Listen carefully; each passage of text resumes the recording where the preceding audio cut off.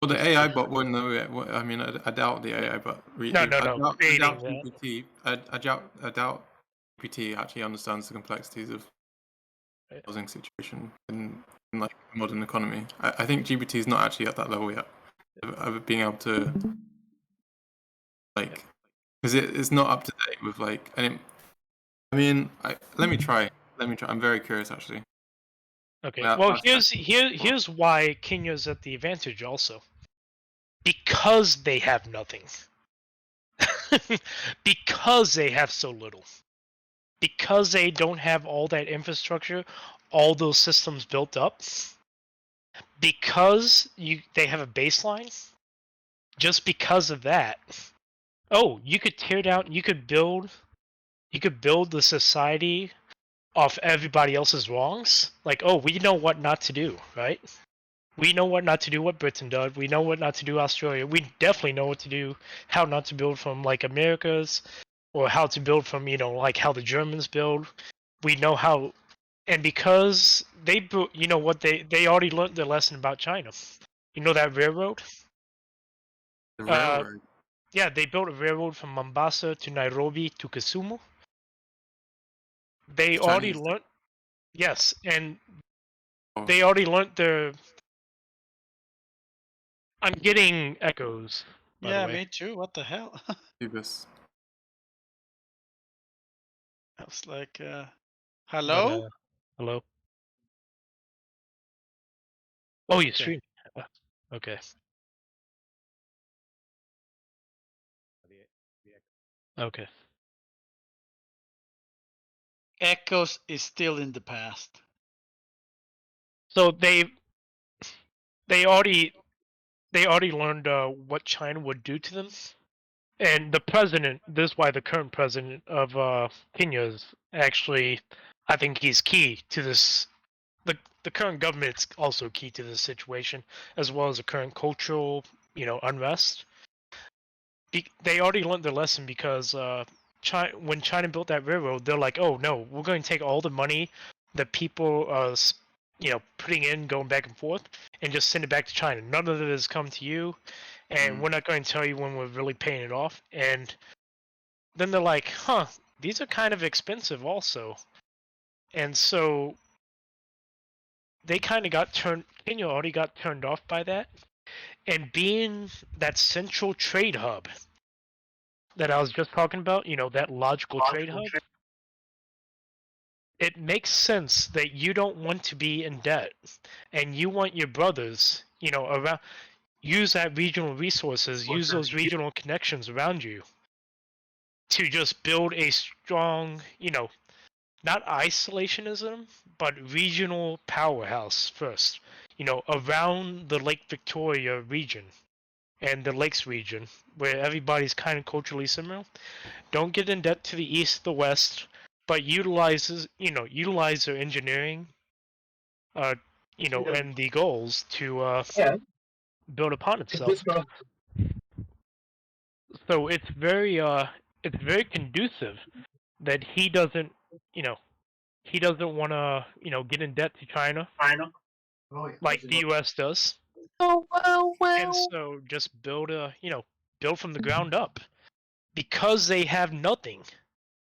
They are at an advantage. Man, Mr. Block, your icon gives me OCD. Oh, sorry. No. Your Oh yeah. icon of Oh yeah. the you know exactly what I mean, right? Yep. The Bulbasaur. Bulbasaur.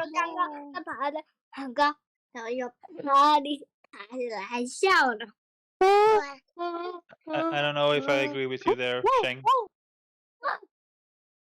Oh, Professor, I'm trying to read your chat, by the way.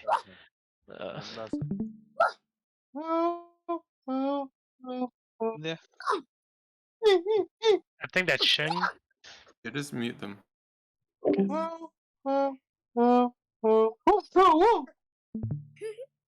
Okay, I'm muting him. CCP is listening to our conversations. Oh my It's god. about unraid initiative. Oh yeah. Sure. Okay, so Banana number one.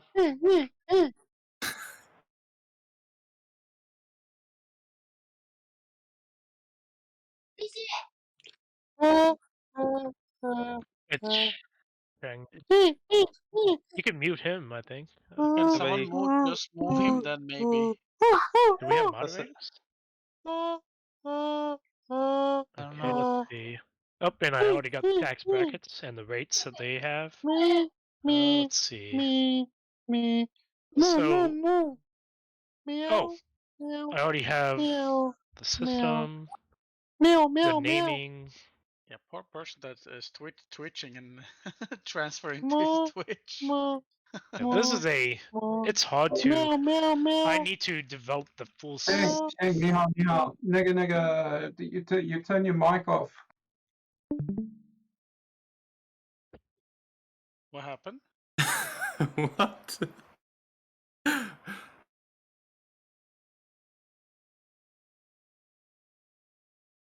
No, but what happened here? I mean, oh yeah, it looks like that. I don't hear anything.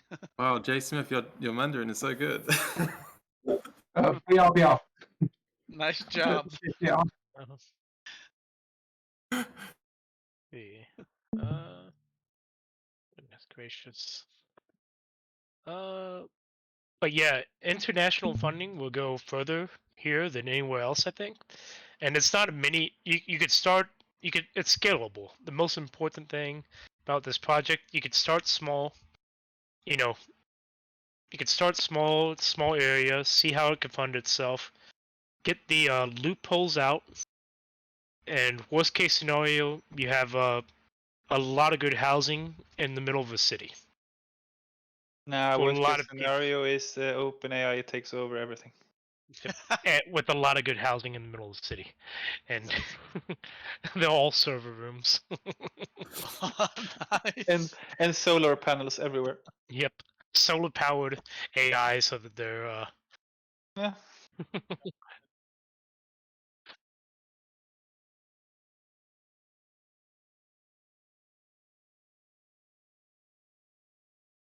okay.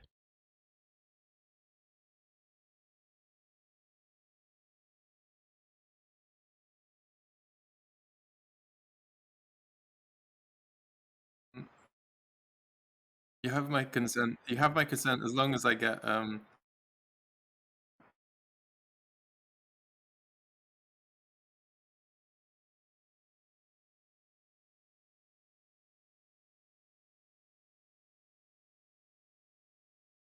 What is the purpose of this?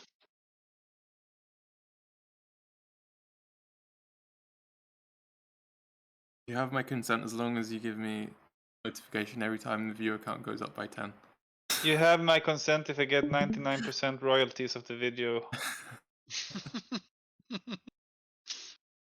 Yeah, sounds like a good deal.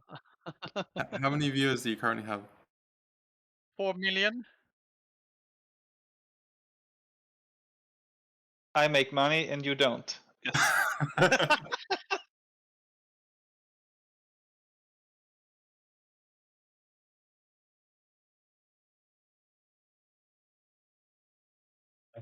Yeah. It's a bad introduction anyway.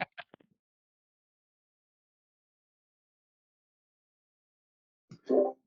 Phoebus, just as a matter of housekeeping, are the lounge chats being broadcast as well out of interest? Huh?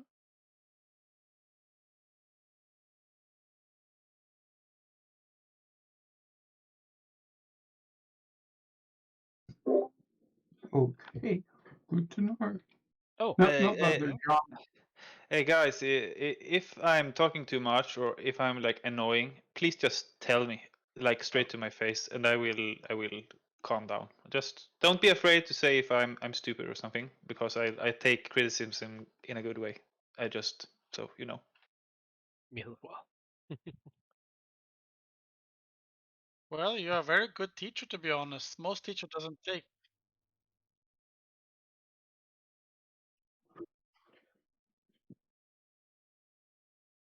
Well, I think your picture in Discord looks very funny.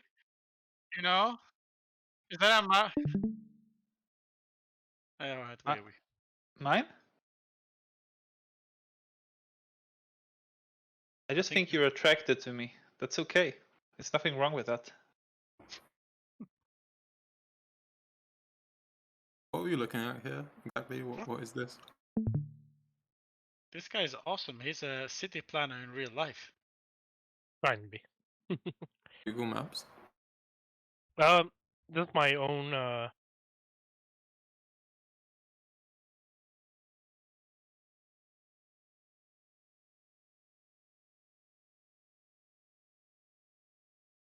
That's how it would be.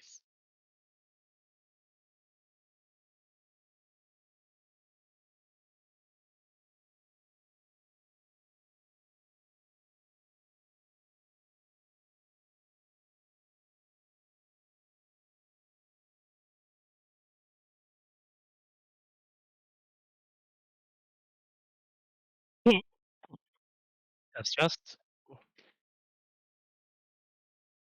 Yeah, but pretty much based on historical scientific data and current geopolitical and cultural analysis, I've determined that this city will be the next trade hub, Chicago-esque like city. Is that Mogadishu? How can you decide that? How do I decide is that? it? Yeah. I make it. Hey. What are Uh, you? Some kind of god? He is. Be careful. Yes. Okay. You- I'm sorry. Are you a I'm macro, sorry. Are you a macro economist? Yeah, researcher and historical. No. Macroeconomic researcher. A Macro little bit. GDP4 researcher. Yep. I'm thinking I have this little city where I live. Maybe you can macro it to be like the hub center of the world. Up center. It's in Sweden. Do you have a big army? No, Okay, well then. we Sorry. are neutral. Yeah, we're neutral.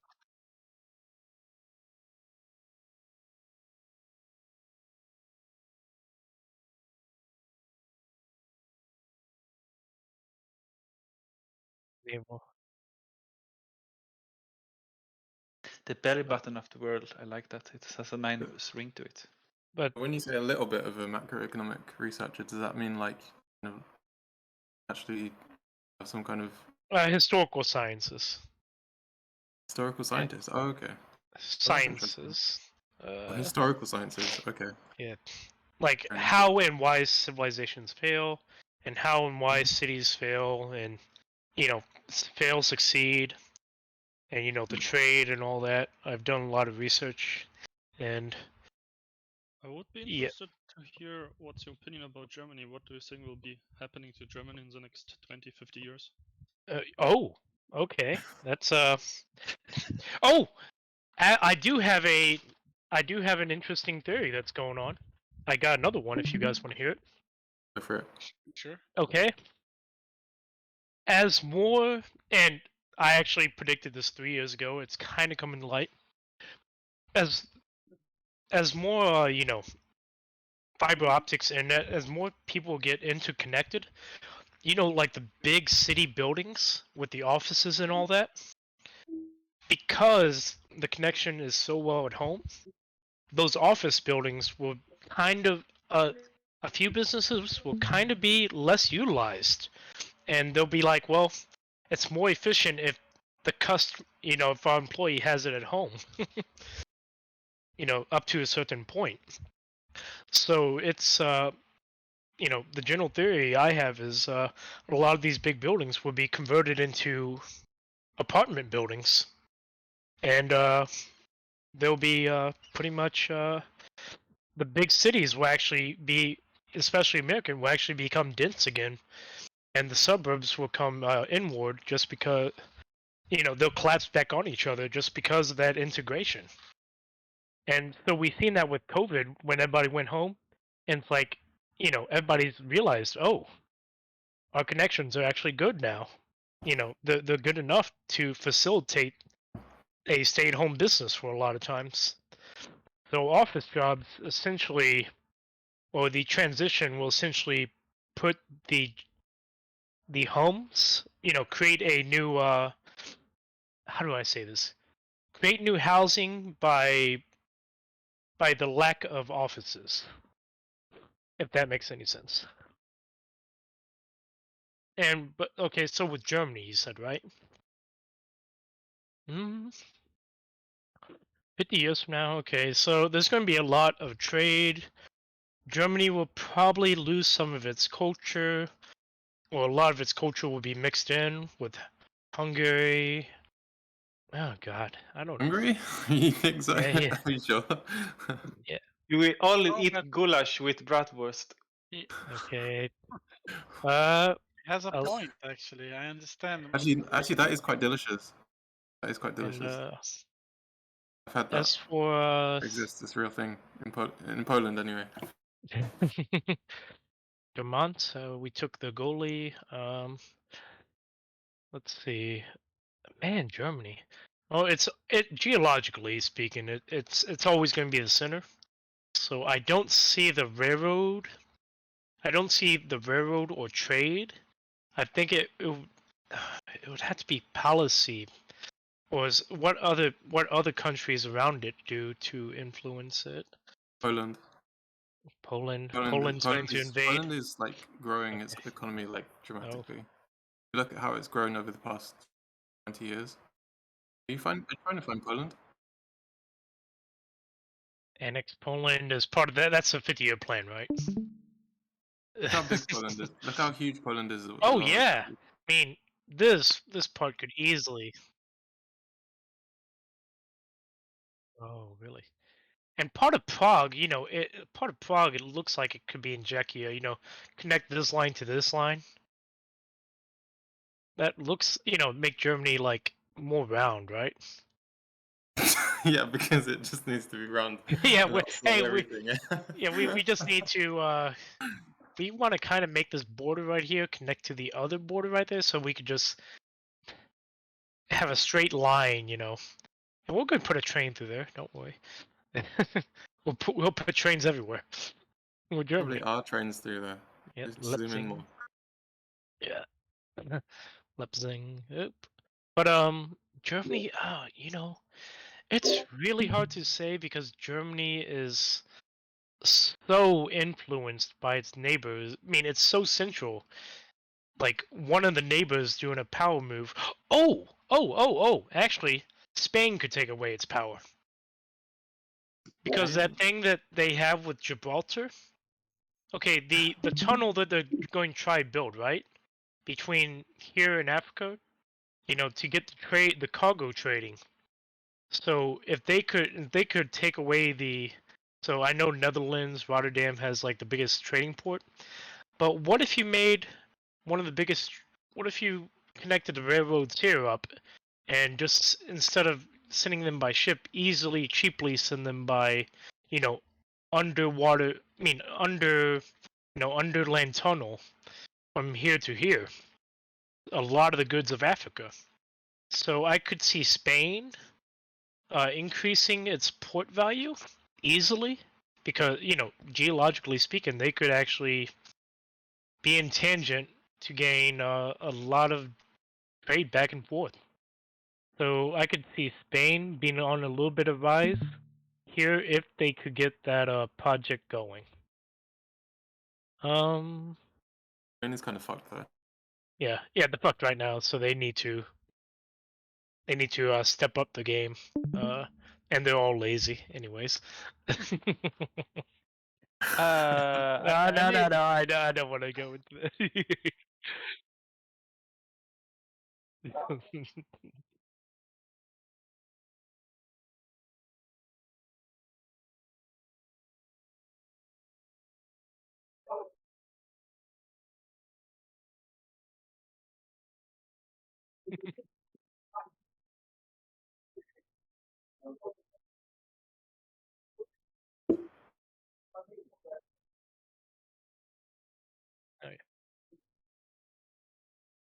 Laziness for you.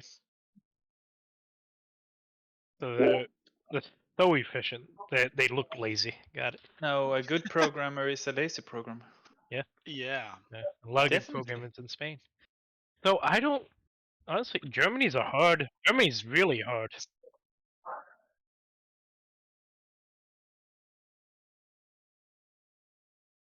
Precisely. That might be me Okay. with ChatGPT. That was true. That was actually, yeah. But I can see. Oh goodness. Yeah, that's hard. That's really hard. Germany is because You they're so central to everything. kind of feel like an old woman with this glass ball. Who, me? Yeah. Oh. Like I see a great fortune of Hungary entering Germany with goulash in Ah. 50 years. Yummy. I also have a theory about American farmlands in the next 20, 30 years. Okay, so you know how American farms are. What's 2/3 of Americans' farms devoted to? Weed. Corn. Ethanol. Oh. Oh. Oh. Oh. And so, what happens if you take out, gas, reduce the reliance on gas and all that? So, let's just say we reduce the reliance on gas 80%, right? So you're going to have 2/3 of all these farmlands currently that are raising corn or stuff for ethanol. They're either going to have to, go back to food or export that ethanol to other countries. So either there's going to be a mass adaptation to exporting the ethanol to underdeveloped countries, or a lot of farmers will go broke, right? And that's going to lead for a what do you call it? Reclamation of the plains, or condensing. Condensing of the small towns into actual. How do I say it? Yeah, it's going to change a lot of the face of the American farmland in the Midwest, and that I think would be an interesting thing to look at because, yeah, the fact that 2/3 of I'm pretty sure it's 2/3, right? Let me chat GPT it. Where's the chat GPT? Chat GPT. Where's the chat GPT? Oh gosh damn it! Oh, there it is.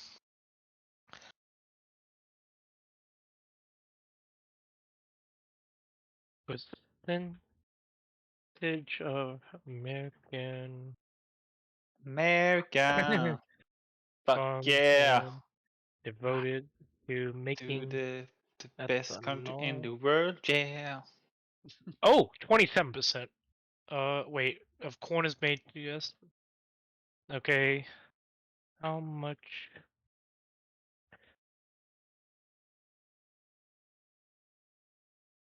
I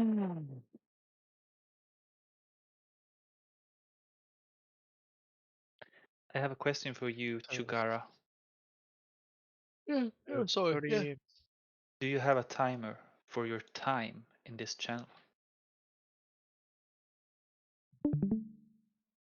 Timer Oh. for a time. Oh. You told me about timing.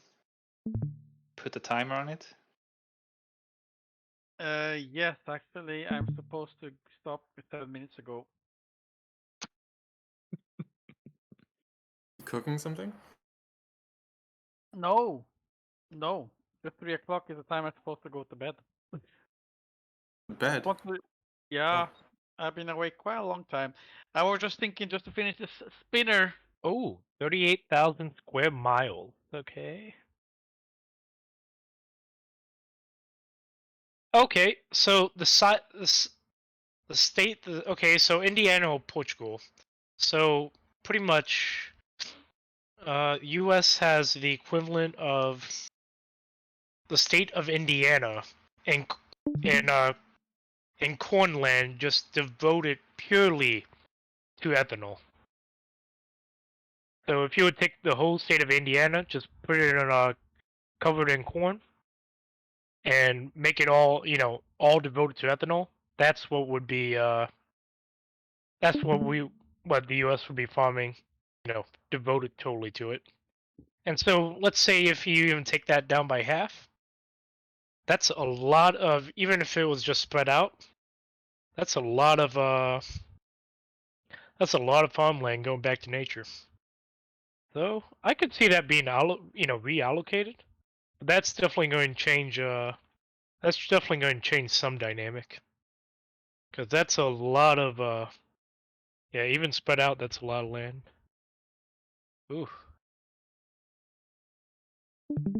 Okay, so about What else can they grow?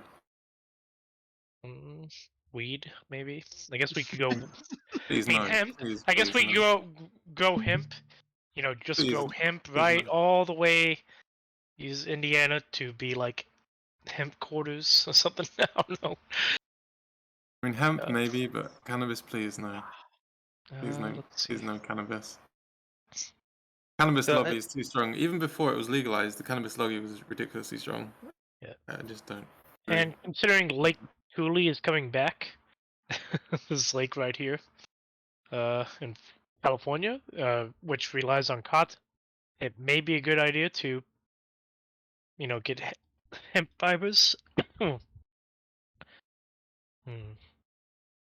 posted a YouTube video in the chat here, not chat, in the channel.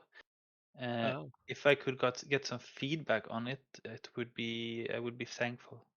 Is it good? Yeah. Is it bad? Is that a format which I can Witchcraft? witchcraft? No. Yeah, Sorry, exactly. continue. It's not bad, but that Joseph guy down the bottom right-hand screen, I'd get a different guy.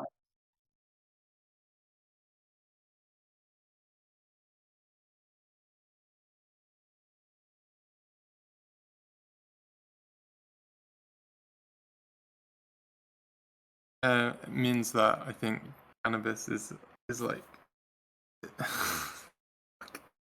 I don't want to get into this. I just don't like cannabis lobby. The big cannabis. I hate big corporate cannabis. I think it's bad. I think cannabis is genuinely like terrible for people's brains. Like this fucks with people's brain.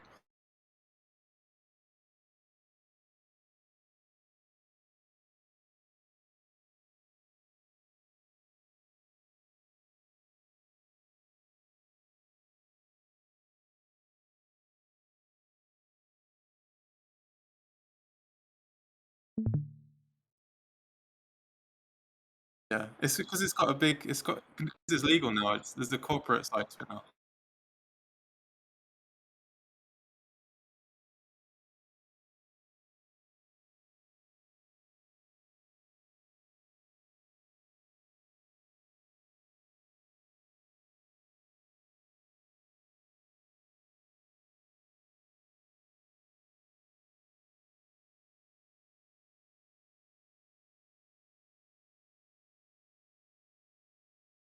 Good question though. Why don't you just listen through Discord and then have it so that so that you're talking to us live? It's a bit awkward if you're like 3 seconds all the time. Who are you talking to?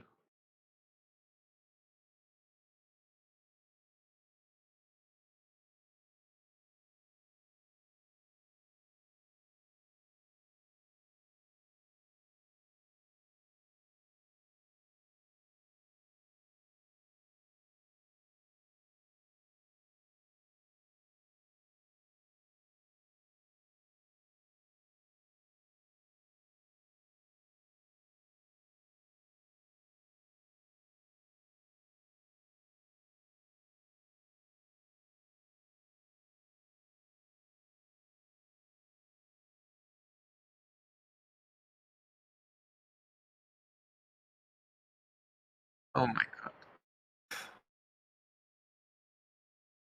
Just wait 3 seconds.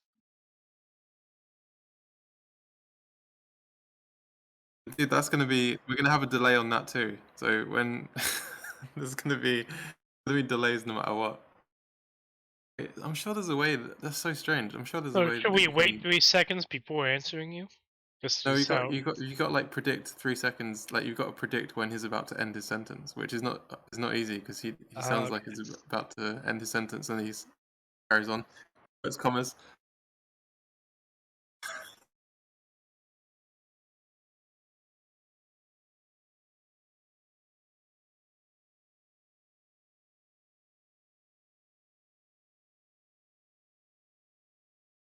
Yes.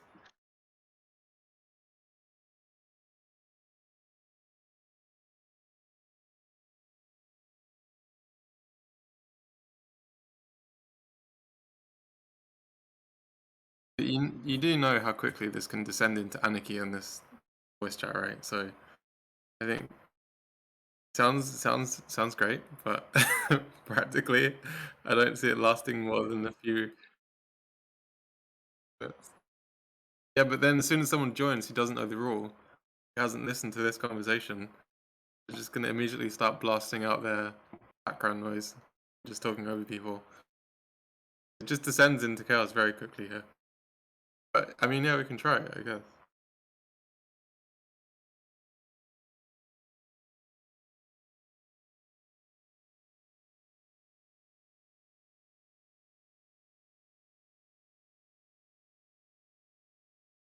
Fair, that is kind of true. There's only like a few of us that actually talk.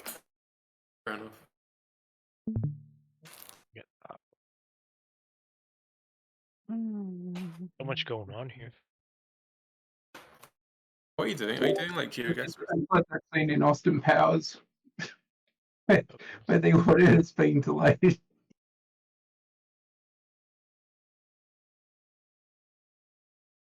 Looking at You the guys play streets. GeoGuessr?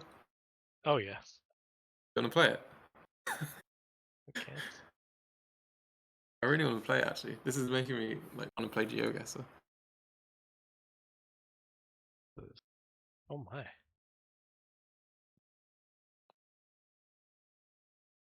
Game called GeoGuessr. Can I ask what would be the strategy to move this city into your direction? What would be the strategy? Pretty much make a. Oop, I can get the layout here. 1 second. Where'd it go? I'll give I'll show the visual, then give the go. Here. November 21st. Oh yeah, that's when I made this map. Oh. So basically, redevelop a few city blocks into the base of what do you call it? Like Barcelona city blocks. Redevelop 2 city blocks into that kind of style, and move everybody. How do you do that? The blocks of the government already own, so it's kind of clear. The government housing, upgrade them, and make them about 4 or 5 stories high, and pick the people that are in the slums, right here, in the informal settlements, and relocate them to the upgraded settlements, and Okay. then you'll have clear land from those plots. Repeat, and you could provide utilities in a straight line from the utility, corridor, and you could also make parks easily from the. So pretty much these are 1 or 2 stories high. So anything that you put here, it might you're going to be getting them more space, of course. So. And But, how do you select the people to upgrade to the public housing? That's a good question, but pretty much if you live there, if you live in that spot, you're guaranteed. And if you don't want to move, well, we'll move you out, I guess. Let's see. Either you can move in or you can move out. Well, I like the idea of making using land more intensely. So I like the idea of the 3 and 4 story buildings there. Because you're using the land more intensely, and it's going to attract more business to those focal points as well. Because you're going to have higher foot traffic in those areas too. And it's going to be easier to make those utilities in, just because it's simply you're only making one major line, one major fiber optic line, then go to a node, divide it among the, 600-700 households, whatever you have per block. And I can see that working for the initial project, but as soon as you go to the secondary project, that's going to be more spread out, isn't it? honestly, because this is going to be. Have you seen Barcelona, Spain? I'll use. Or sorry, or are you thinking of going block by block? So that nearest block would be Yep. the first one, and okay, I see what you're Yeah. saying. Yeah. So you what we're going to do? These right here, clear them out. And Lily, you want to see what these are? You want to see how easy they are to clear out? Let's see. Let's go. And you could do this with a bull. You could do this with a bulldozer in a day. We go. So we got some cinderstone, soy sawa. Yeah, some cinderstone blocks with some tires holding the roof on. I As a government can house. I can suggest an idea that's an older idea Yeah. that would possibly result in the same effect of using land more intensely, or just better use of land and less misuse of land, is to put a levy on the undeveloped value of all land so that land speculators are squeezed out of the economy, and so that speculative waste of people buying and selling land as a commodity is then pushed into wages and capital interest, so that the wealth of the people is generally higher, and the contributions to society from the wealthy landowners is greater. And so you have a socialization of land rents and capitalization, or you get to keep what you earn, basically. So you're making the division between earned income and unearned income, where you keep what you earn, and what you don't earn, which is land rents, you share. And so that means that if you build on your land, you aren't punished by having your property taxes go up. Instead, you just keep paying the land tax, or the land levy, and it doesn't change because you've improved your plot. So this is an older idea, but I think if you were to look at that and sort of mix that into your project, I think you could be really looking at something that would actually be tangible. Yeah, Kenya, the tax, the thing with the property tax, it's really almost negligible. It's really for a luxury house, $100,000 house. The tax is $20 a year. Yeah, so for me, I would say that's a massive problem, and that the land portion of that tax, the land portion of that property tax, should be approaching 100%, because the rents should not be privatized. The rents should be socialized, in my opinion, because no one made the land. No one So made your opinion is that no, that people shouldn't own land, basically. That the government should have the right to charge people, that the government owns the land. that the Commonwealth owns the land. I think that God created the land. What's the Commonwealth?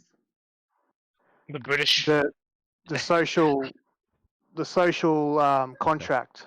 My opinion is that the wealth produced purely by the location of a piece of land should be shared, because no individual is creating that wealth. It is a product of the specific location and the community that creates that wealth, in my opinion. Okay. So does that mean that people can or can't own land? I Look, think they should still be able to own land, but that the portion of wealth created by that land's location and the size of that land should be socialized, shared. So, That doesn't resolve the question. I can stop asking the question, but it's unclear from your response whether people can or can't buy land and who owns it. Yeah, there's no change to titles or ownership of deeds. It's purely an increase in the land portion of property taxes, I guess, and a decrease to all other taxes, because if you run the numbers, supposedly you can replace all other taxes with a single tax on the undeveloped value of land, which is really cool, I think. That's less cool stealing than from landowners socializing is a good thing. land. That's less cool for the species, I would say. Yeah, I think it's an interesting idea, at least. Yeah, so taking money from people because they're landowners is almost the most singularly offensive tax that can be possibly conceived of, in my opinion. And, Wow. I certainly We could do way worse than that. Come on. Interesting. We should have a debate. I'd love to have a debate. Tax based on skin color, right? I mean, so what's your point? So it's an offensive tax to landowners.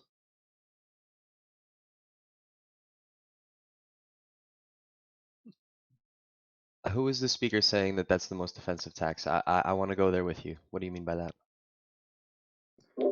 So, because you are a person born into this world, well, assuming you're not one of the API, one of the ChatGPT instances, and with a voice thing, assuming you share physical form in this 3D realm as I do, that we all as persons in our cities need a place to shelter from the weather, a structure. So we sort of have this Maslow hierarchy of needs of dependency, and given that we're trying to accommodate for people's prosperity in a physical environment, to have a society where we empower the state to take from landowners a charge. It is the most offensive form of taxation, because it effectively alienates private ownership of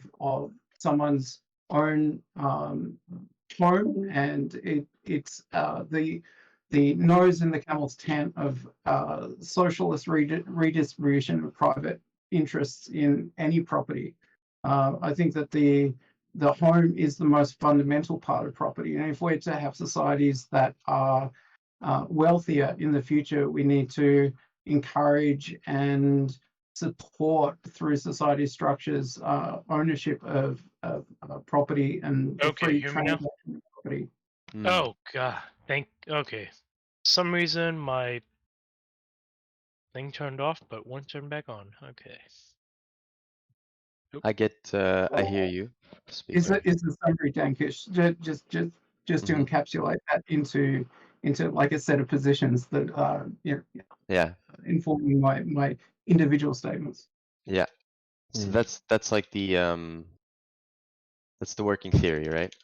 That this is kind of the current trajectory and maybe the best way forward, huh? Like to continue Yeah. that. That's the I argument.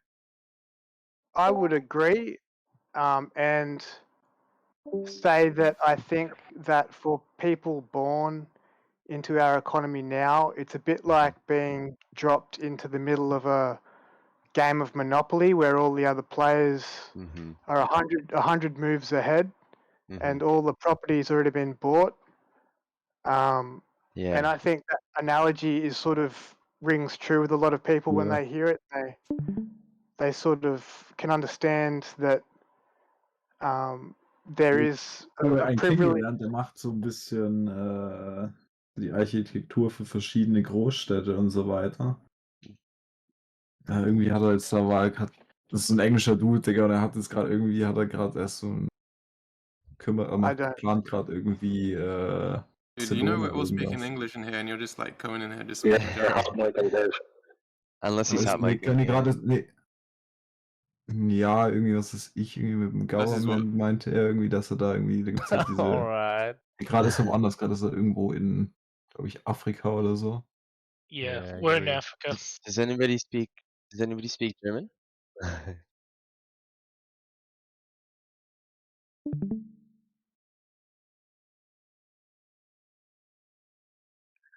Do you understand what he's saying?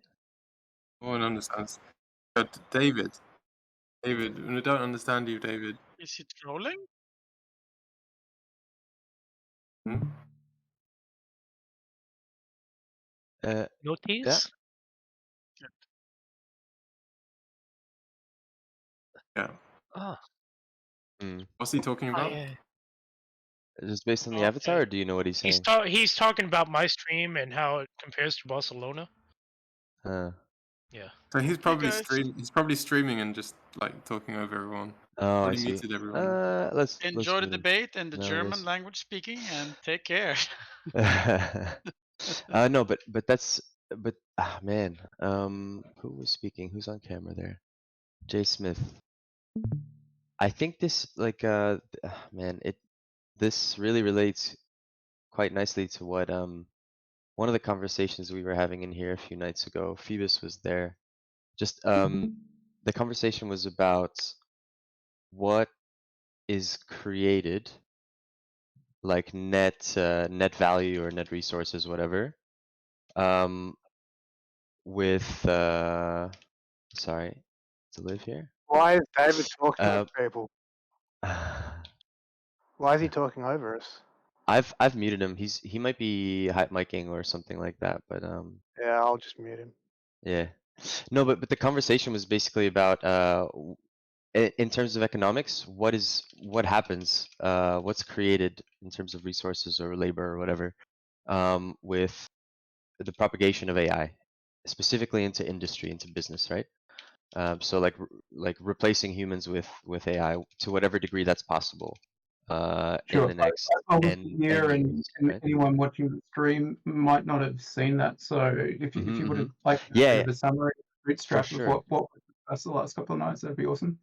Definitely. So this point specifically is just, I guess, a bit of a thought experiment to imagine that state, right? Like, so when you know, AI is still early, but it's beginning to be adopted by the private sector, full stop, wherever possible, right?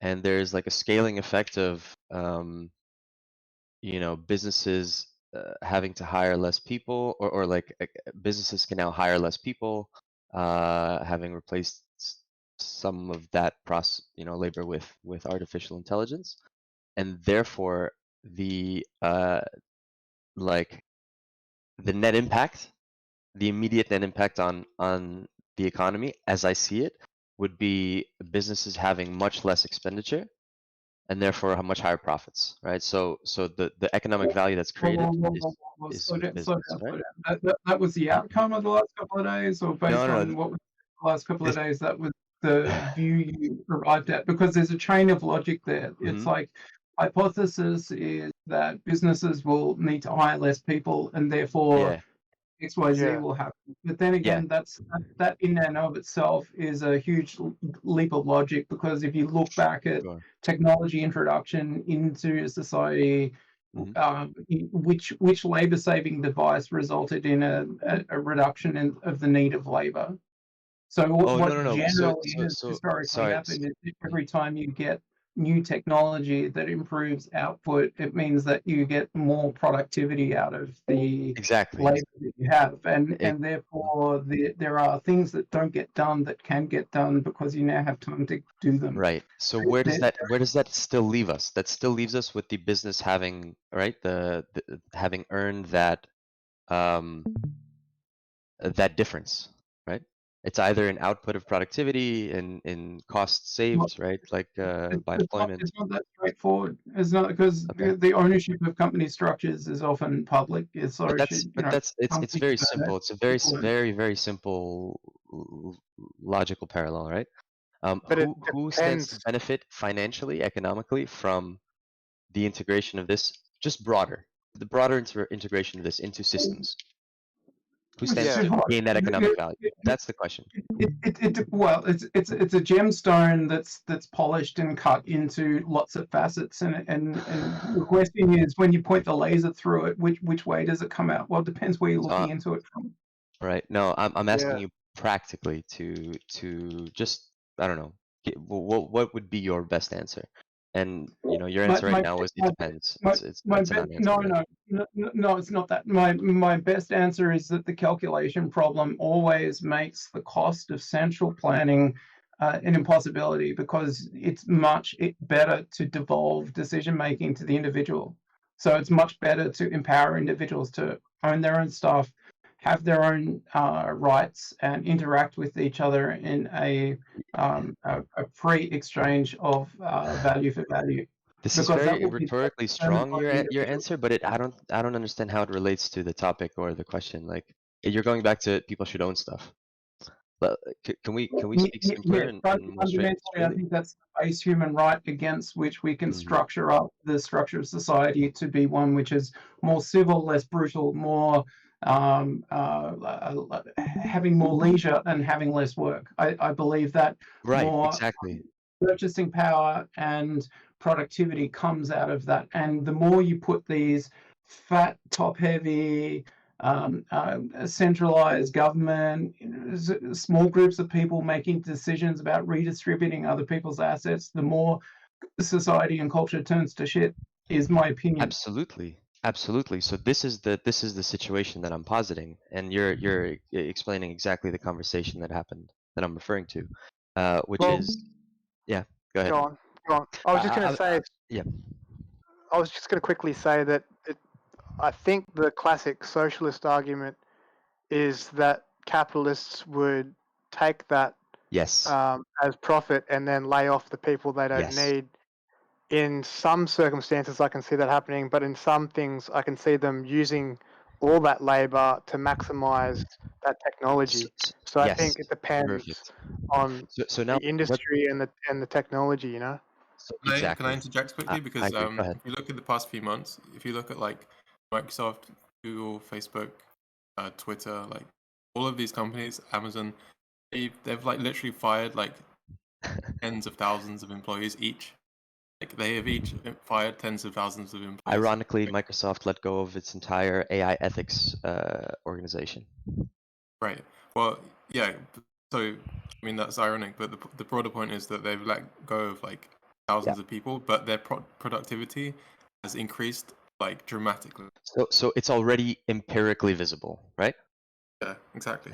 Businesses are firing people, and I mean, however, right, either by integrating AI or not, profiting more. I mean, it's not a strong argument because they could just be, winning in the market with other products or whatever. So this doesn't help this specific argument, but it's a nice talking point, I guess, right? It's already happening. But I'll give the devil's advocate that one, that it's not directly maybe correlated for this example, but still, right? Like we can imagine that world, and this is just a thought experiment, guys. I'm not trying to, say that this will happen or that will happen.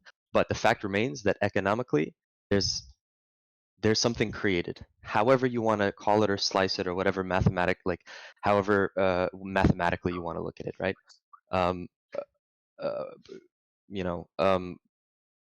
We have more time, businesses have more capital to allocate, governments have more to tax, right, and redistribute in whatever million ways.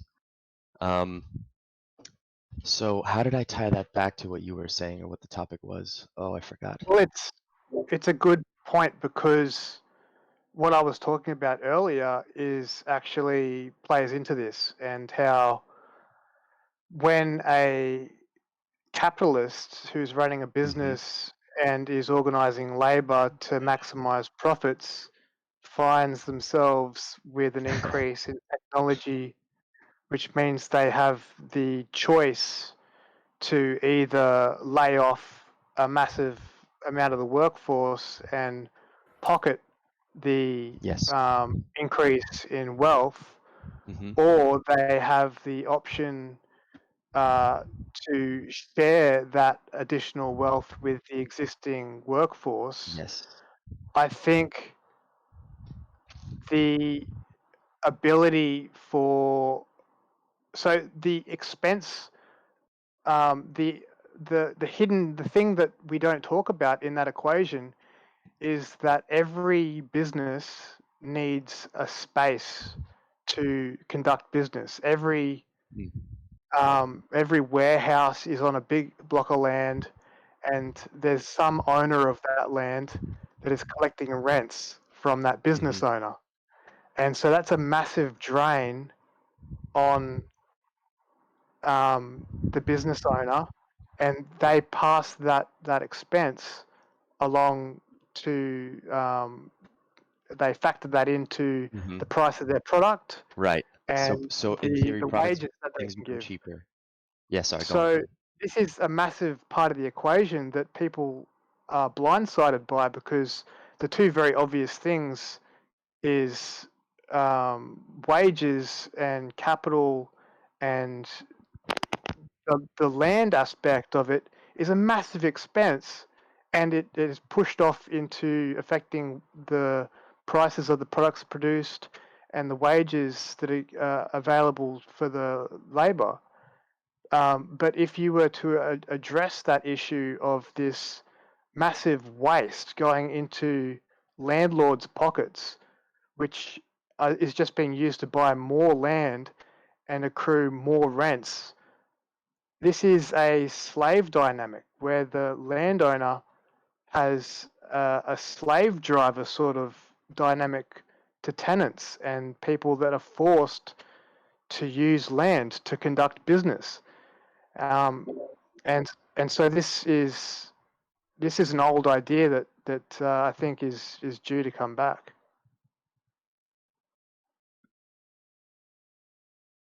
In my opinion.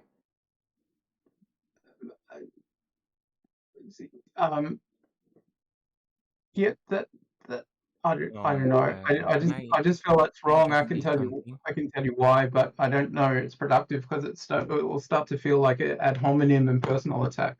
I strongly disagree with your statements. Actually, the professor of economics, can I say something about what you said? Sure. And again, I'd love to have like a more of a formal debate if you wanted to have it in that sort of a setting, but. Oh yes, so just I No, was well, I think the Professor was philosophy talking that to you me. were describing. That's not really a philosophy. That's the economical theory that you were explaining. That's like the Marxist capital economical theory, and that's works only if we need some people to work. But actually, right now, we don't really need people to work. Like, the only thing that we need is like some energy, so we can create robots that can automate the production of food and stuff. So the principle of esclavagism works only if we need the people. But now we Exactly. just don't need them, and like we can let them die. Dude, we're not living in some fucking super like advanced society that we No, don't need yeah, manual no, labor. I was like No, that's what maybe you're in saying. You're saying we don't need people to work. Like that's no, yes, we're not there yet. If you We're run the not even experiment close. long enough, right? Like oh, that's I yes, guess what you mean. actually I was maybe a little bit too futuristic. I was just Extremely. speculating about what the modern society would look like in like I don't know, No, 50 you years. literally said we don't need people to work. Ah, yes, sorry, we won't need them. I still think Like, you're wrong, because I think people still need to be able to do like, manual labor. It's still Sure, Yeah, going to be but needed, listen, and listen. even like He's not saying care, every single thing in the world, right? Like now we're just social being care. pedantic. Like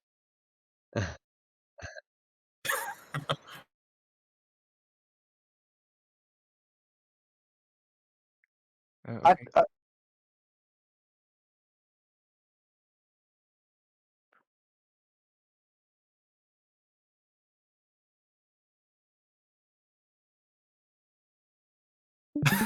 AI crowd. I think it's an interesting topic, though, the money thing, because if you think about it, Yeah. if energy prices got so cheap that it was extremely easy to solve any problem that you had with cheap electricity, would you need money in the way that we need it now? No, and Actually, no, that's where and we that's came called to. Star Trek.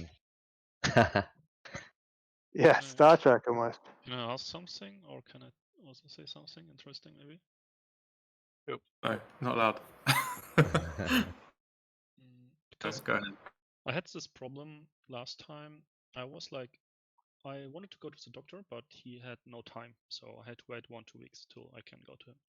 And I was thinking like, hey, wait, what if there would be some kind of really good language model, AI, name it how you want it, ChatGPT doctor, which is helping to understand what's my problem is, or which medicine would be the best for me now. So, for example, making picture of my throat, making picture of my eyes, with the phone, it's analyze everything. And then I was thinking, hey, wait, isn't it much cheaper to make it somehow this stuff, not with real people, but with the AI? So if it's much cheaper in the end, everybody could use like really good medicine help. Everybody can use this stuff, this AI. Yeah. And then also countries, for example, which the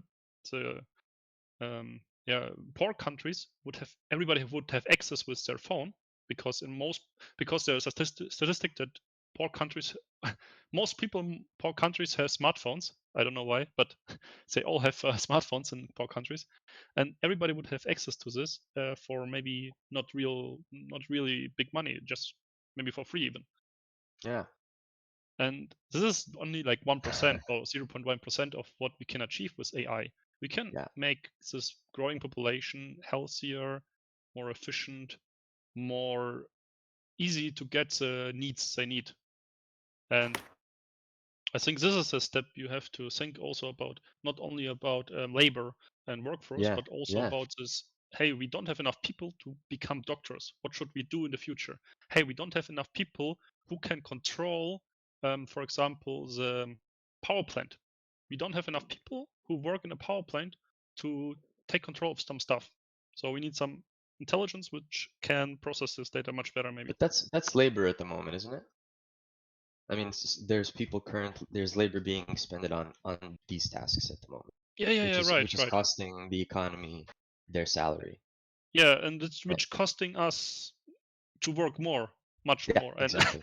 like, you know what I mean? That this So it's almost like a function of however much, like as AI develops, right? The more it develops, the more use cases of current labor expenditure it can accept, right? We can outsource to it at zero cost. I mean, the cost of electricity, the cost of running the AI, right? Yeah, maybe even solar panels, and that's it. Like even one-time costs, and that's it. Maybe who knows? One-time costs. You go home, you order your AI system, you put some plates on top of your roof for $1,000, and you have a home AI for the next 10, 20, 30 years running. Yeah. Who knows how it will be, but it's in the end, it will be always like not a cost factor anymore. This is a fact. For me, the most brilliant thing, or the most like nightmarish / mind-blowing thing about this is we're coming to a pivotal moment in our society, whatever history, whatever the fuck you want to call it, where a decision is going to be made that can either create a utopian future or a dystopian future. And that's pretty crazy. Talk to T. How do you think I have a question. Okay, Simply, anybody? the decision is, and this is like the last thing I'll say, and I'll let the next person speak. the decision is, what do we do with all the value that we have in cash, either by businesses generating income for, or AI generating business for value for business, or established businesses saving money on salaries, etc. Whatever, like who's going to be the one to decide what we're going to do with that? Are we going to redistribute it? Are we going to apply it to further, our civilization, or are we going to, go full capitalist Yes. and keep it for ourselves, etc.? I tend to think that the human greed is really important in modern society. Yes. And like maybe 2 or 3 months ago, I was really more optimistic than I am right now. But I don't know, but I really tend to think that this will lead to a real economical crisis because of all the inequalities. And I don't know if the people are really going to like the concentration of all the money is really going to go to other people. Mm. I hope so. I just think also, just But as an why addition, would it go to other people? Like the government says so, Also, no, I and a think capitalist government can't say so because it's fundamentally against the dogma.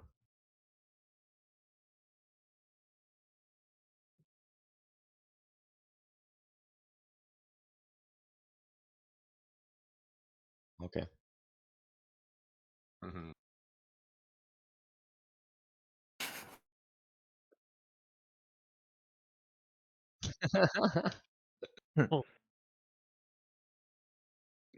I just wanted to say the cost of labor will increase. Like people will demand more to do worse jobs, like to do like manual labor. Yeah. Which is right. They should be paid more, like physically Do you, demanding why do you think labor-intensive that? jobs. Because Why do no you one, think that? if people have like if there's like any kind of universal basic income, when the majority of the white collar workers lose their jobs, then there'll be a surplus of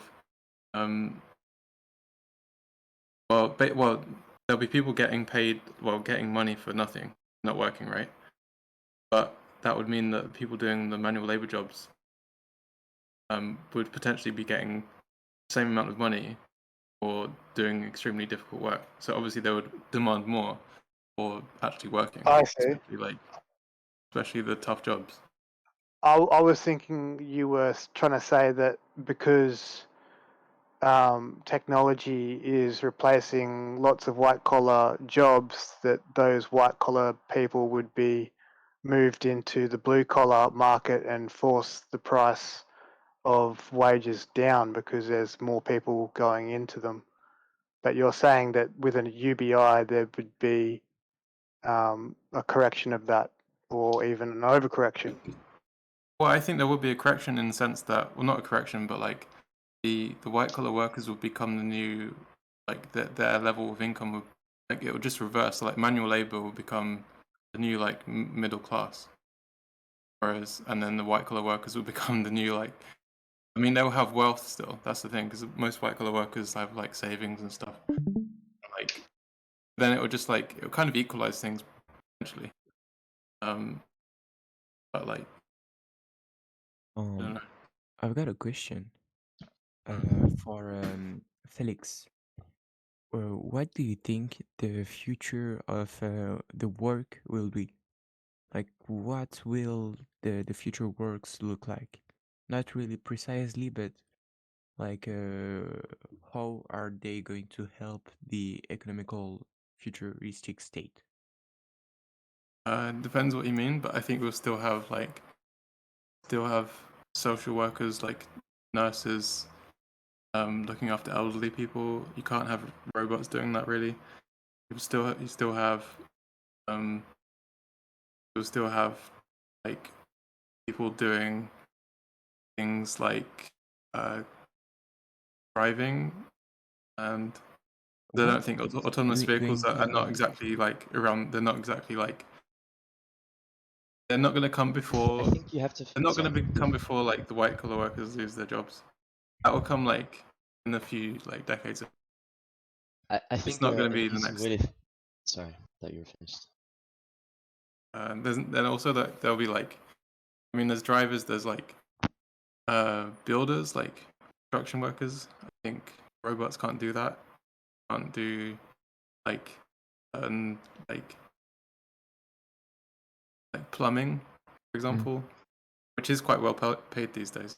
So like all the manufacturer thing, you yeah, like don't think- technical jobs that robots can't do, like manual labor and technical things Okay. like plumbing and. Can't do yet. And you think Yeah, that it's on a even in the scale. future, people couldn't, like robots couldn't do that? I think it'd be very difficult to have robots, especially like, I mean, I think there'll never be like robots doing everything. I think Insurance. possibly like in 100 years it might be like ridiculous, but I think society will collapse before we get to that point. So I think we'll always have people doing stuff, but I think hopefully like they'll get paid more.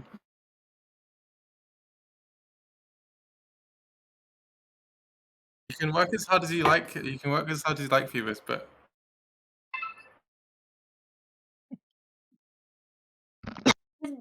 sorry, I know you're on a delay. I didn't mean to.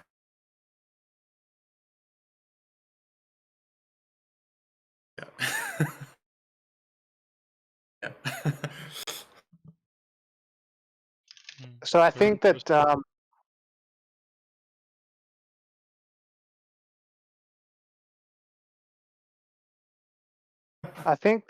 insurance would probably, like having robots do manual tasks.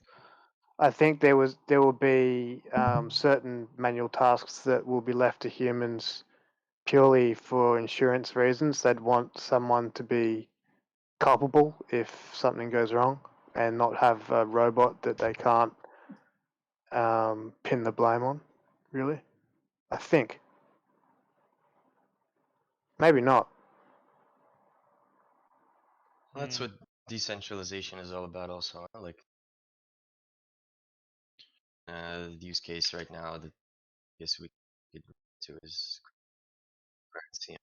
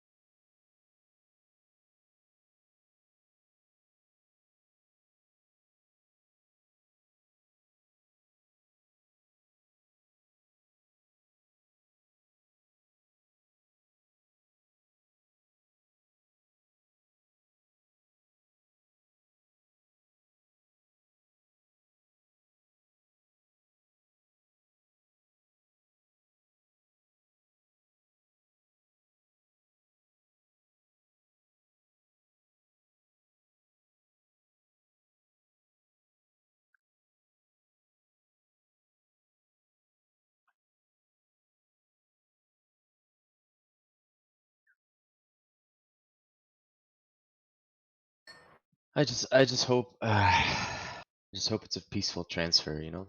Yeah, and I don't I'm not gonna say my opinion actually, but I think there are parties with interests, very self-interested interests, that Actually, I was wondering, like, may you mismanage the know, transition. Go ahead. every revolution, there's a winner side and a loser side, but like, Um, how to, like, who are, we know who are going to be the winner.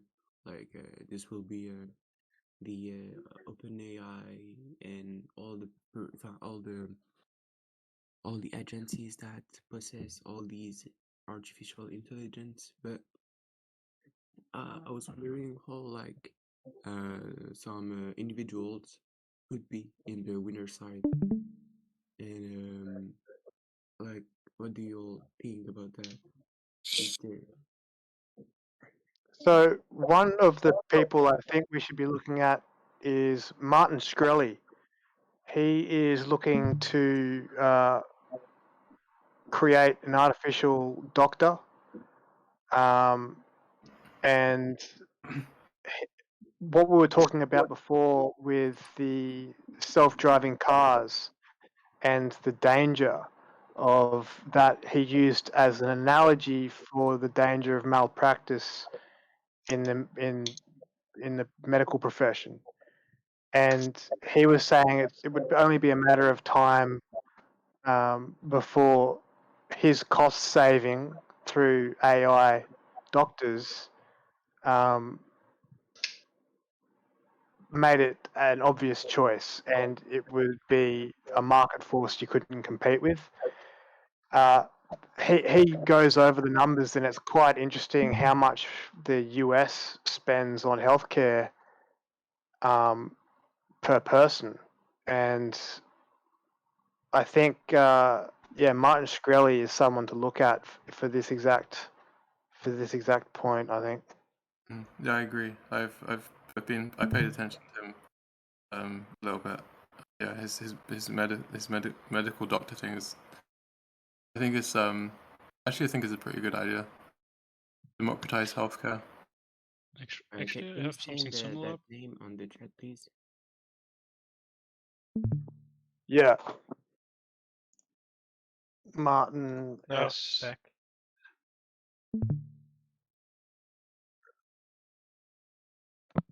Me? You talked about me? Is that better? Yeah, that's better. Yeah, okay, super. Here we go. This will give a good visual. Sorry, this will give a good visual representation of what I'm trying to do. Okay, here we go. So actually, for this topic you mentioned, Mr. Tree, or I don't know who mentioned this. You talk this about AI me? doctor. Who mentioned the AI doctor? Professor? Yeah, Martin. Yeah, me. Yeah, right. So I have actually a very similar idea. It's not a public startup, but it's one of my startups, which I'm working already for a little bit longer. And the problem, or which problem I'm solving or want to solve, is I'm a farming assistant. for poor third world countries. And this assistant should be for free. And the problem which I had all the time was, how can I make it really work for free, and how can I create a system which is also solving the main problem. And the main problem is farming, monitoring. So using satellite images, processing the images, using weather data, and so on and so on. And also using the special data of the crops, for example, if you want to farm rice or anything. There is also lots of insights you have to know. For example, the development of this crops. And so what I want to do, or what I'm doing, is I'm monitoring via satellite images if there is enough water, if the hazard is too watery, less watery, the moisture. I'm monitoring the weather and also the prediction of the weather. This is also something which I want to do with AI. So not with AI, but with some machine learning model. Also, I want to create an image identification system, which you can make a picture of your leaves or your crops and anything, and then it will tell, hey, you have this and this problem. There is this and this problem. You have to do this and this. And all this talking. That's a library, I think, that exists. And this should be like together all in a language model, which can really talk to this person, the farmer, the kids of the farmer who has have the smartphones, and you can access it via smartphone in the end. And it's like should be like out of the box, like not much translation, just say, hey, I'm in Africa, I speak this language, okay, no problem, and then everything is in this language. So also language border. I think that could materialize as a pair of glasses that are say a nursery worker in a nursery with plants is wearing a pair of goggles or glasses, which is viewing what they're viewing, and they can have a personal assistant AI giving them.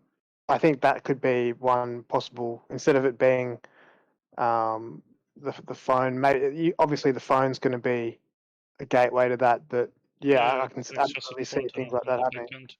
Just so a few server, and that's it, and everything else.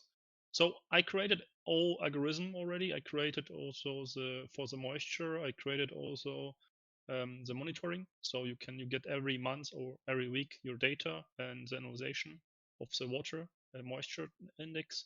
This is one thing I created. It's working very good and no problem. Everything's open source, so there is no payments. There is no problems with any license stuff. And now I think if I put a language model on top, I think that could really go into this what you said about this doctor having a doctor in some countries where it's like difficult to have a doctor. And this is also like farming. Like I don't know if how many people of you went to third world countries, but farming is like stuff which is really difficult sometimes for the people. Not about only the water or also the weather, climate, and all the stuff is always putting them into lose or win every few, every year. And if you can predict it better and tell, hey, listen, just be careful this year, because my prediction says that this year, this month, or I don't know how often you are trying to put new seeds down, just to have an indicator which says, hey, it could be some flooding, indication very high. It could be some storms, more storms than usual, indication is high. Please don't plant too much, Right. Like this risk management of your farming, this would be crazy. This would be so interesting for that people. Because we have this in Germany, actually. We have this risk management in Germany already. We don't have this in third world countries. And Germany is paying 20,000 subscription for this risk management is like 20K per month. Wow. But if they make it for free, hey, it would be. There we go. Okay, so I got a real world applied image of the ideal Barcelona blocks applied onto the area that I want to change. I lost the original image I had of this, but as you could see, this is pretty much to scale. the Barcelona Ciudad blocks, 144 meters by 144 meters, and you can fit about 2.5, almost 3 blocks right in these government quarters, and those are government quarters also, but you could just probably build a half blocks there. And so what you would do, build these blocks first, move the people from this region into there, and this region could also be redeveloped and moved into there also. And this center part actually you would clear out and put a greenway in schools and parks, soccer fields from the center of the city outward. And you could put little roads right here, and cross the under roads. That gives a good visual example, I think. Can you guys hear me? Yes. Okay. And what's the point of that? Yes, please. okay. Oh, okay. Well, this is I think I actually got to scale. Okay, so there's basically this city in Kenya, Kisumu, Kenya, right? And I will turn on labels for the sake of that was the labels. There we go. But long story short, because Kenya, basically Kenya's at an ideal spot, geographically, culturally, and economically and politically right now. They all speak English in this area. They pretty much all speak Swahili in this area also. There's a Megapolis right over on here, Lagos. Megapolis in the Congo area with these cities. And South Africa is south. The Nile Megapolis is north. And so this is going to be kind of the center of, and there's a lot of people and a long stretch on this fresh water. And the highest density, one of the highest densities of farmland and people is right here also. And they got a port and train from Nairobi to Kisumu. So, logically speaking, if we want to, connect Africa, connect the resources, it would be to the, make high-speed rails, high-speed cargo in each of these megapolises, connect all the culturally and resource wealthy regions to each other, and have them interchange. And this city, along with Kampala, are pretty much the ideal candidates for that. And Kisumu being at the center of this, with the, what do you call it? On the edge of the lake, east, west, north, south. It's the ideal place to develop a big city for manufacturing, trade, and just bring your stuff here, we'll send it somewhere else. And it's this place, it's very comfortable. Lowest temperature is 64 degrees, Fahrenheit, or 16 degrees Celsius. Highest is about 28, 29 degrees Celsius. Year round. And those are the extremes. And so, around this area, we have a lot of growth, because it is comfortable, but this growth is getting, it's pushing into the fertile countryside, where they could grow year round. And they're having a lot of these informal settlements built up. So the logic is, we're going to base it off of, reform these settlements to, get utilities, save the farmland, upgrade everybody's style of life. And the advantage they have compared to the developed countries is that they don't have anything. And that's actually an advantage. They don't have those systems, so they don't have to worry about, Chandra's Bush or Bill's, $100,000 house. They could reform that and make it much better, much cheaper, easier. And any foreign funding, any foreign investments, just donations, the dollar goes a lot further here. But the problem is, implementing the plan. And so my idea here, sum it up, is these government quarters, the land that they already own in the center of the city. If you look east, west, north, and south of this city, kind of like the population center, this is pretty damn close to it. And here's the big market. Here's the and there's the edge of the city, kind of. And so what I'm doing is, oh goodness gracious, I'm overlaying. Here we go. Yoink. That is a overlay of that. But you can kind of see I'm using Barcelona's grid plan to redevelop and pretty much condense all of the informal settlements into an upgraded housing. And they can connect the waters, utilities that they have over here, and the government could do that cheaply and just, and permanently upgrade and have a cheap, sustainable environment in which they could provide for the people, as well as create revenue, create jobs, and all that. So that's the basis of the thinking, and for at least the development part of this. So just give you a quick rundown. And what you're an investigator or an architect? I'm a research developer. They made long before GPT. Oh. And I've been what do you call it, looking at this place for a few years now, and it just makes sense.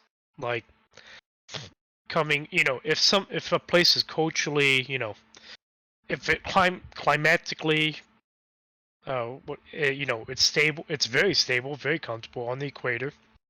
Has water, has valley, has mountains, resources near it, and it's very central location. It's kind of like the Germany of Africa.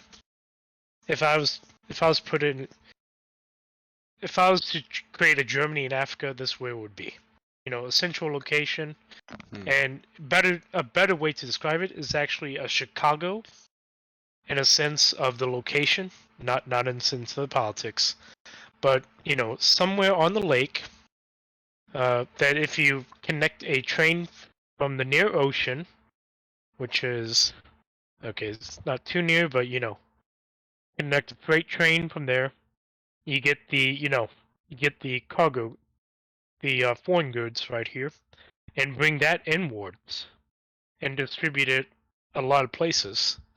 So Mombasa, Nairobi, and Kisumu would all benefit from this also. The nation. So you have your inland port, you have your central government, and you have your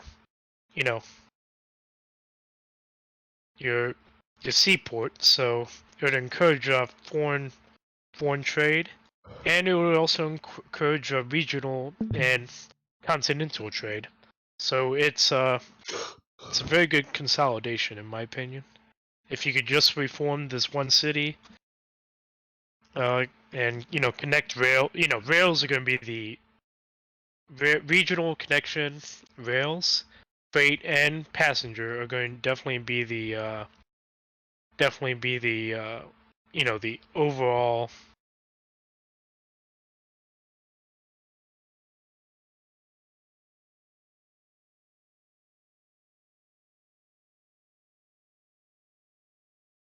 Oh, I think we lost you on the mic, Mr. Black.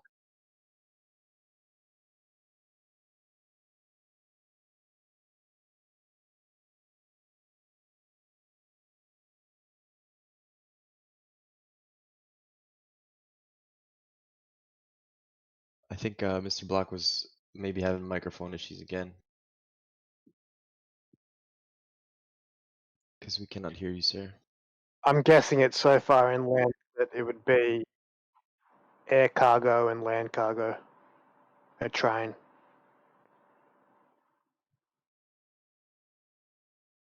I'm guessing the river would be not be suitable.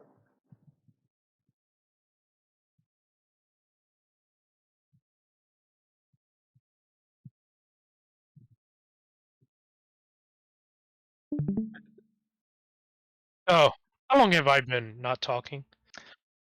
Since Phoebus G, when Phoebus G started talking, that's when you cut out.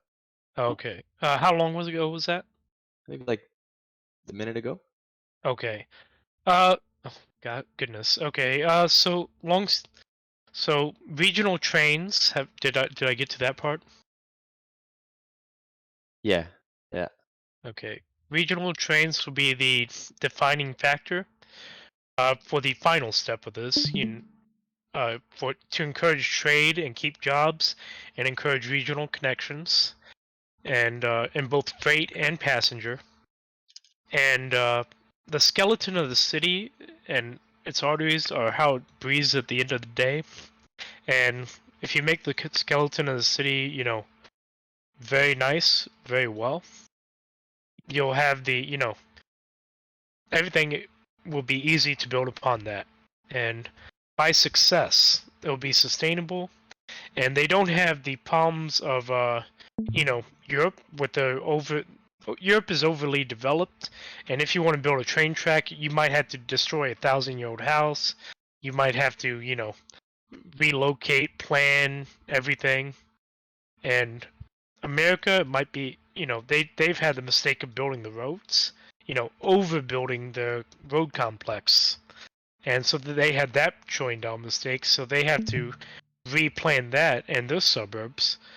The advantage here is you already have something in the 18th, 19th century that was developed well, and now we could expand further upon that with the knowledge that we have in the 21st century, and use what we know what works and what we know what doesn't, and make this actually into an ideal city. And oh wow, I got that scale correct the first time. And I think this is the best way to start it. Start the domino effect by making 2-3 blocks and clear out this space and upgrade, the lifestyle. So should we all start looking to move to Kisumu? Huh? Okay.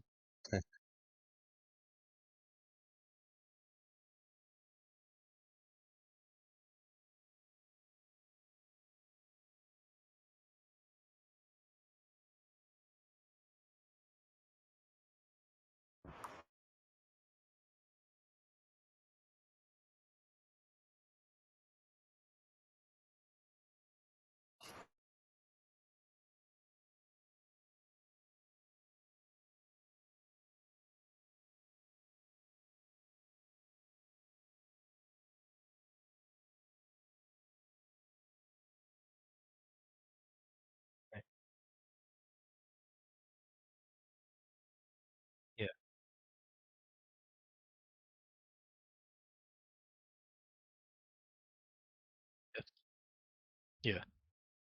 Yeah. Yeah, I think I've read how Romans kind of did like on the day that the city established, they have a road pointing to the sun, and they have markers pointing to like monuments or main areas, and like they let the city kind of develop But what's the thing behind Greece? Greek city settlements.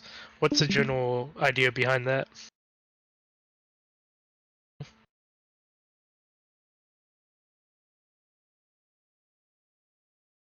Oh, no. I thought.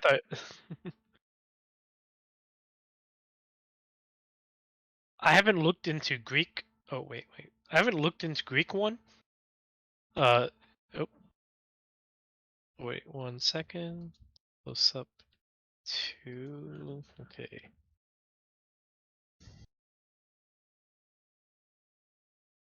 Like, yeah, I haven't looked into any of the Greek, but just being historical science and a historian, you know, they got fresh water, they got fish, they got a fertile valley, they got mountains, you know, and they got limestone not too far away. You know, they got stone to build with, and they got this big valley, big valley, and a lot of rainfall.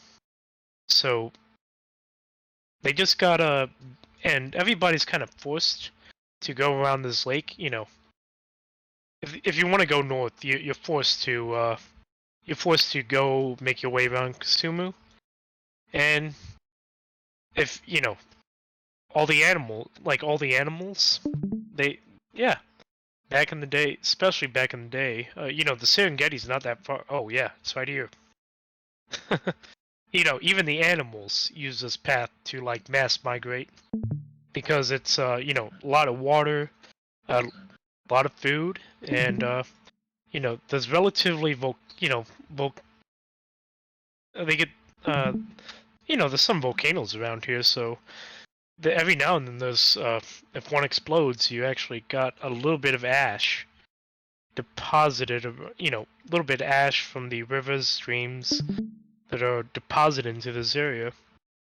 So, you know, a little bit more fertilizer, just naturally. And yeah, it makes only logical sense that this city exists. And Kasumu, it actually means the word behind it. It's a Lu translation to the place where people will come to trade. And that's what it was known historically, even before the British came. You know, before they modernized, the city was just kind of here, just because it was such a convenient spot. So what are we to take away from this, Mr. Block? What's like the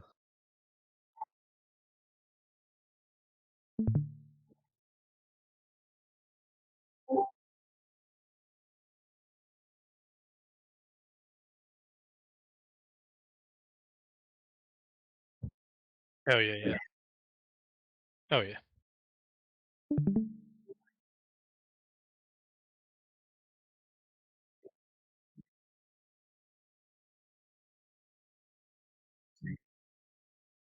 Yeah.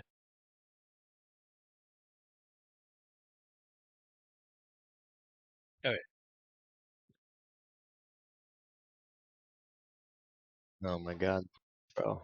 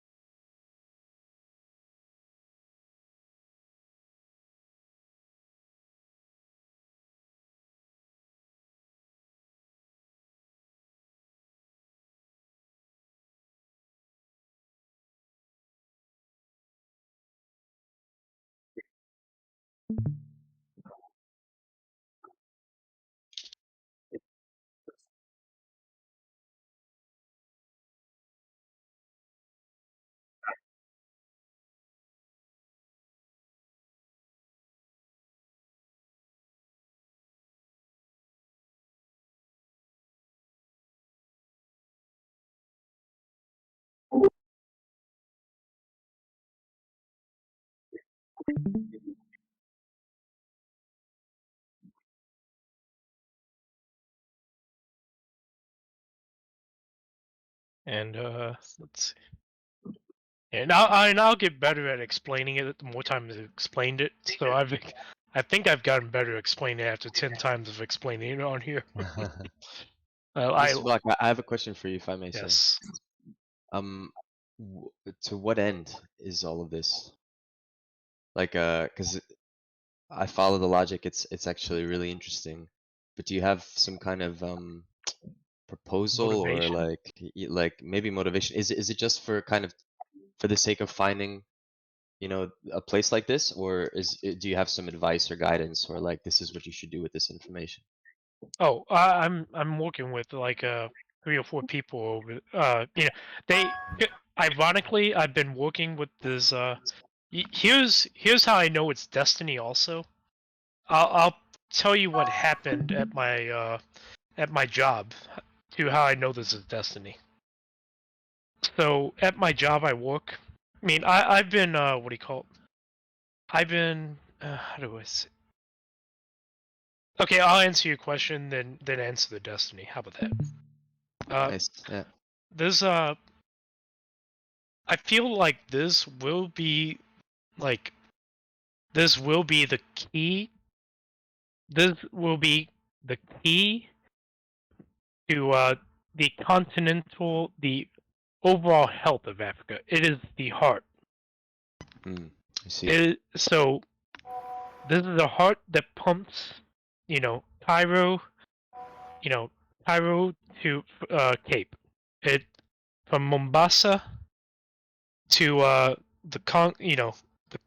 the Great Congo cities over here, and the megalopolis on this underbelly, and it's literally the center of if you were to officially make something efficiently. Logically speaking, it meets all the requirements of these connections. And I will say, I would be ignorant to also say that Kampala meets most of these requirements also. So you could almost have a 2-city system. And it's kind of it's really, but this is on the but this doesn't have a it's not within the single country connected to the own what do you call it, the ocean, but it does meet a lot of requirements. But overall, I think this is where you plant the seed. If you want to make the whole of Africa great, or bring it up to its full potential, and you start with a skeleton. You put the heart of this way you activate the heart. This way you develop the skeleton, and then you put the arteries. The arteries of Africa, aka railroads, to all the parts of the body. The head, the left arm, the right arm, and the feet. And then the blood is literally the water. It's right there. Lake Victoria's the heart. And if I'm figuratively speaking, I'm going to talk Africa as if it's the body. If Lake Victoria's the heart, we're going to make Kisumu the heart of Africa. And, Kampala could be the left. Kisumu could be the right ventricle. And, get stuff from the Indian Ocean. And get stuff from the, Atlantic Ocean. Ship them back and forth. And, there's lots of resources in South Africa, like mineral-wise, so you could easily get them up, distribute them. Majority of the population is right along this spine. Oh wow, yeah, this is almost like a spine. And that's a heart. And so if you think of it as a body, and if you were building a body, this is pretty much how you would build the body and where you would start. And yeah, and I'll get better explaining this philosophy, but it's if you construct a body and describe it as Africa, yeah, this is where I would start. Is this like taking, like, what's the context? Is it like this is the global heart, or this is the heart of Africa, or heart of Africa? Gotcha. So because we're more global right now, Because I mean, back in the day, Africa, the heart of Africa was obviously Cairo, and Cairo, they had access to the Mediterranean, a lot of fertile land,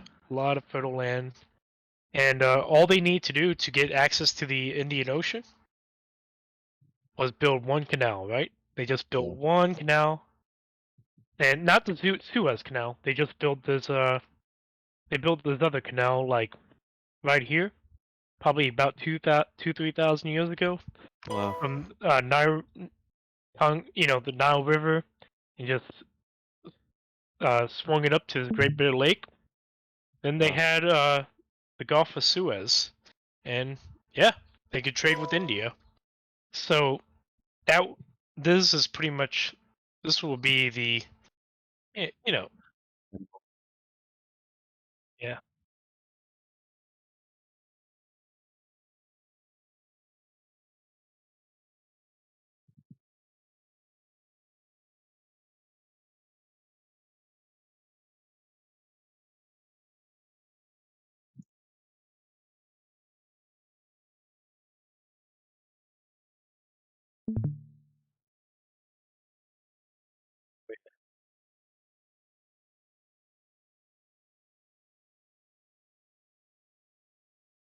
Yeah.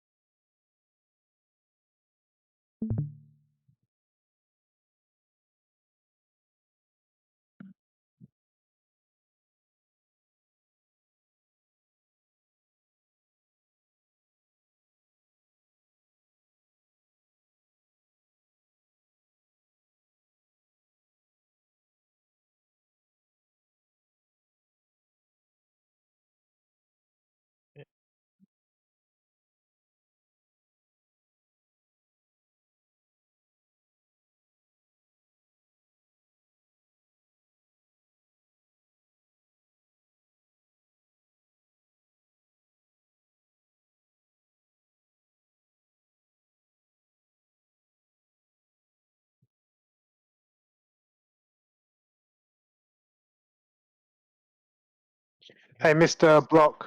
Yo.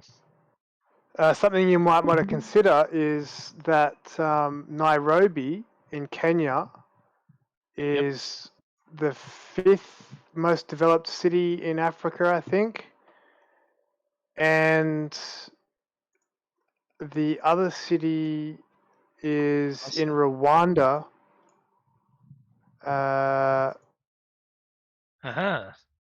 Kigali in Rwanda is the 14th most developed city. And those are connected by the railroad.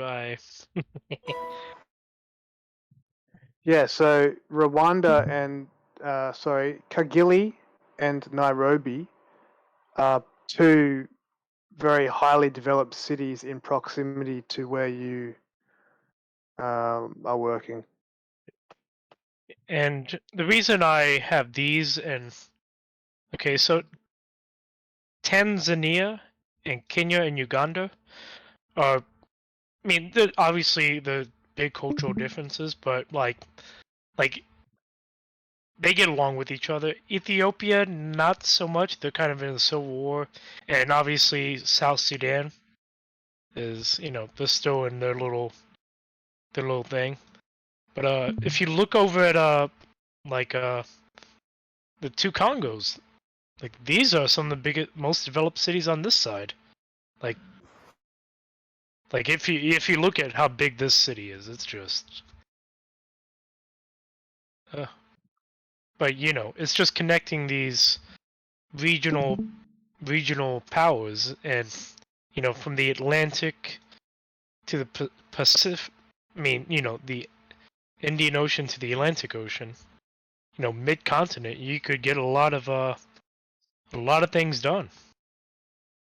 Like you could Have any import. like idea of like what might be the trigger for this? Like, if in terms of like, 'cause usually the way normally infrastructure projects work, from my understanding, is that there's usually some kind of resource that one side needs from the other side, or that some kind of like one side has got a strong Oh, economy. yeah, and yeah, the yeah, other yeah. side is I see. developing or something. Or like I don't know, one side has natural gas or some kind of mineral resource, and then they build roads to connect them. But like, unless there's like a significant reason like that, there's usually like Yeah, there's lots of iron ore there. I investment. know that, and gold. Gold and iron ore is a massive part of that area. And I know Uganda specifically has like $1 trillion in gold they've got untapped, and this region actually, unfortunately, Russia is illegally mining in Kenya with their army. I won't get into debating politics, but if Kenya could take over those mines, they actually have sustainable, you know, iron resources, gold resource, and I think there's a little bit of lead. But like especially in this region over here. But like yeah, you're right. There needs to be a trigger, and there needs to be, you know, a way. So that's why in Kenya, them having why you want a, you know, a regional, you know, both a personal transport train and a great what do you call it? A great cargo train from Mombasa to Nairobi to Kisumu and then Kampala, is so that you could import and export from the inner part of your city easily to the other parts of you know, other parts of the world. And actually, here's an example. Oh, Kericho. Okay, here's a great example. So Kericho is a tea production area, right? And this is actually, guys, is how Kenya looked before a lot of the forest was taken down. So you see how green it is. Like, it is just crazy green. You can kind of see where you kind of see how comfortable the trees are here. But this is where they grow a lot of tea, and so, like, let's say, oh, maybe the Chinese and Indians want, you know, they probably want some of the tea. Yeah, I'm gonna mute that guy. Koopa, Yes. very sad. Mute yourself.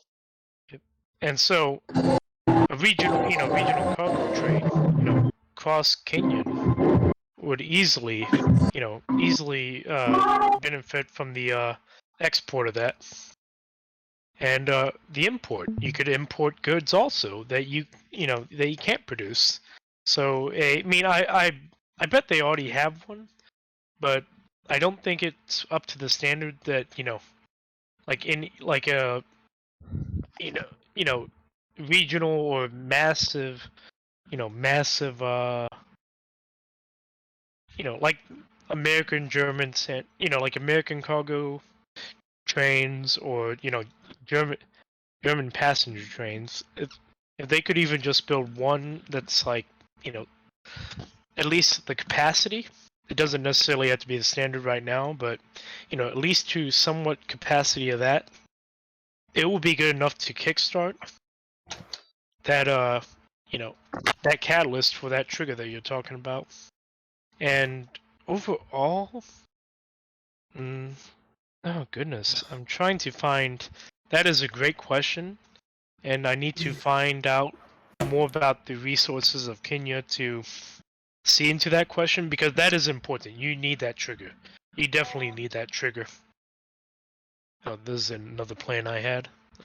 Going slightly touching on that is that resource-rich areas usually in the way that we treat land now, the wealth of a country is privatized through mining, where we don't treat the wealth of resources produced from Mother Earth as something to be Yeah. shared. It's so what they do in Norway is they heavily subsidize resource exploration for international companies to come in and use the country's money to find resources. But when they do find those resources, like 95% of the wealth created from mining those resources goes back to the country.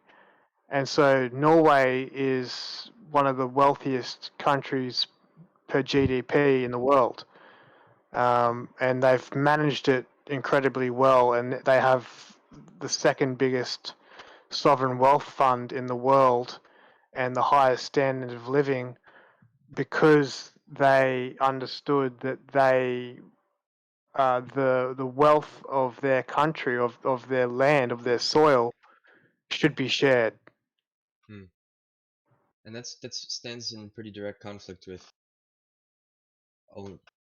the previous topics, ownership, land, just privatization in general, right? Oh yeah. Yeah, something Africa should be doing. This is like so easy for them to do. It's just basic policy, basic common sense, and it would mean a massive amount of wealth for the average person in Africa. Yeah. And Guys, it doesn't can I- necessarily mean Can I interject nationalizing something? the mines. Yes, let's give Pi the floor for a sec. This will be a quick one. We're planning to do a release. What we're doing at the moment is we are merging into master, and at some point we've got everything in and it's not breaking, and it seems to make sense to do a release. And so we're trying to do a quick round of community testing. So if anyone's up for it, if you fancy cloning the latest master or even pulling it into your existing repo and just running it and checking to see whether it works, that would be super helpful and very much appreciated. Yeah, definitely. So if anyone's up for doing that, then just maybe leave a message in the chat. Say again? He said we love your work, so of course.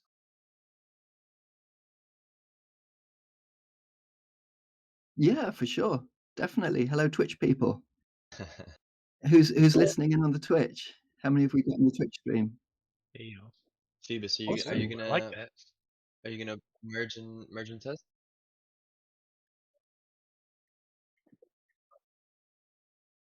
So if anyone's up for testing, then please just put a message in the chat, and if you've tested it successfully, do a thumbs up reaction to your own message.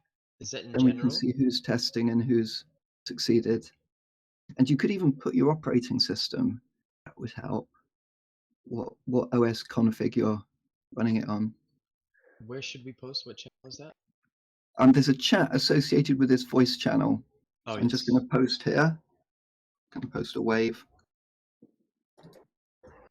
There. So if you see my wave, then if you can post here, that'd be awesome.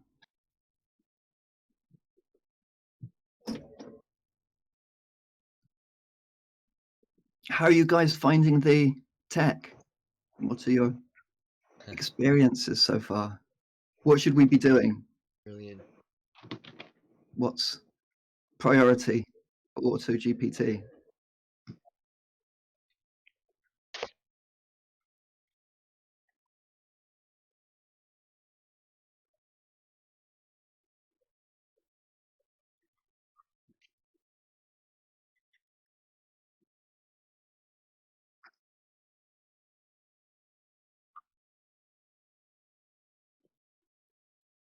Mhm.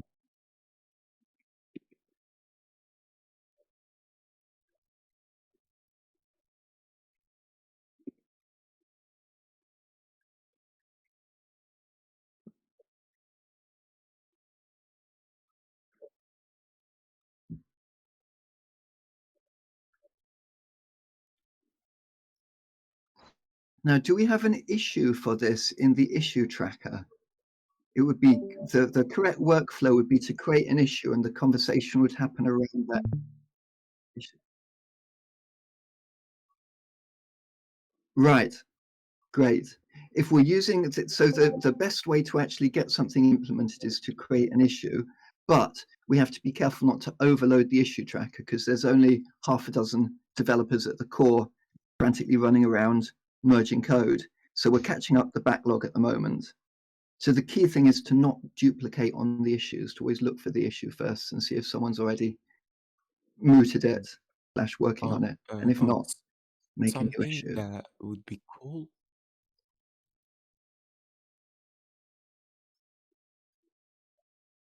Glorious.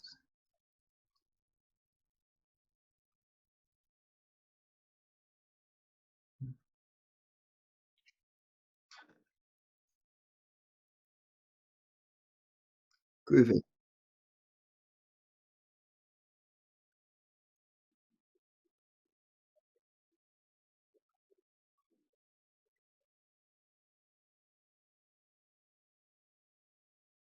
Awesome. Another thing that we're going to try and do is improve the AI settings.yaml, because at the moment the default AI settings YAML just says, imagine you're running a company for me to make money, go for it.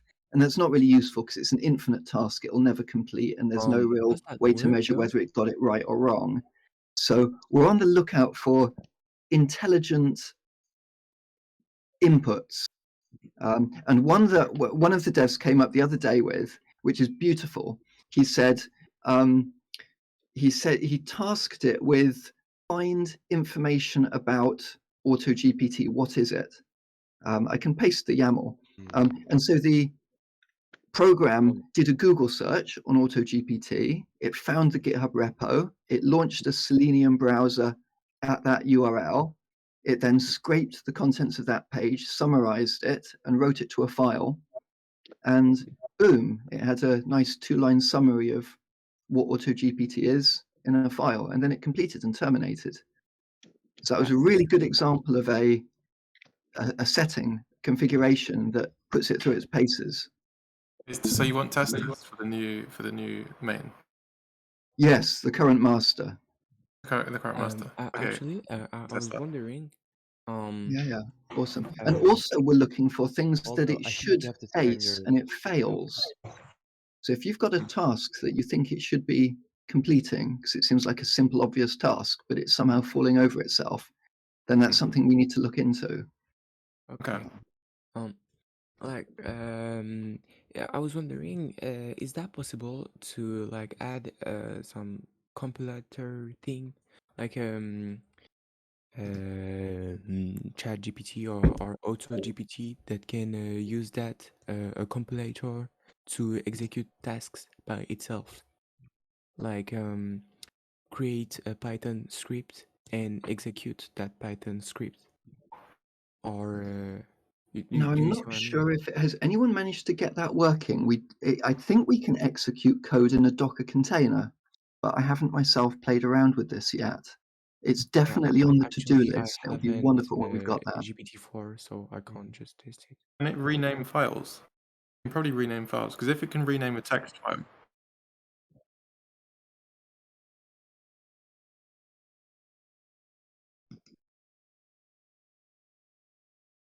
Right.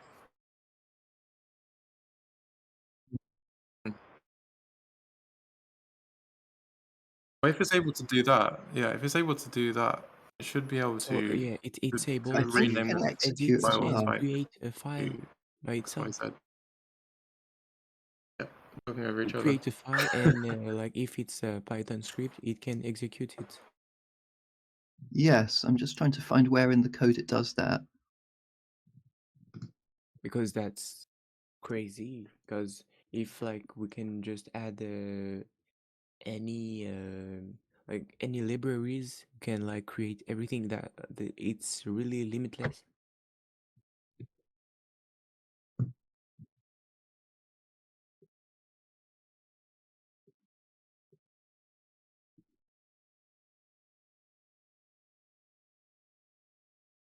So I think it should do it, but I haven't tried it myself yet.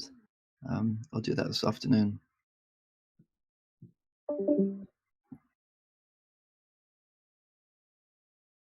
Pi, would it work in Windows subsystem for Linux? Good question. I can't answer that. You'd have to give it a go. Okay. It I mean, might. it's a Python. Is it a Python? It's Is a it Python like- project, yeah. So Okay. it'll work. But if it has to launch a Selenium window to do something, it might fall over there. I can so use. I've got a GUI like X server thing which launches Windows subsystem GUIs. That might be possible. I'll give it a test. Let me just paste the YAML that worked really nicely as a hello world.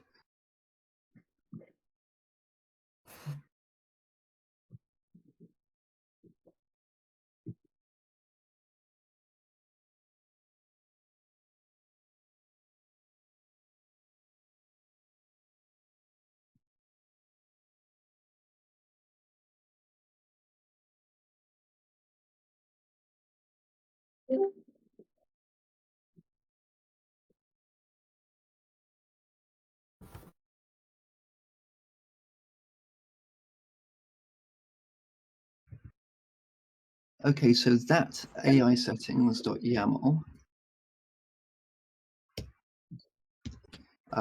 that I've just pasted in the chat, that worked really well for all of us that have tried it. That's a nice little minimal test run for it.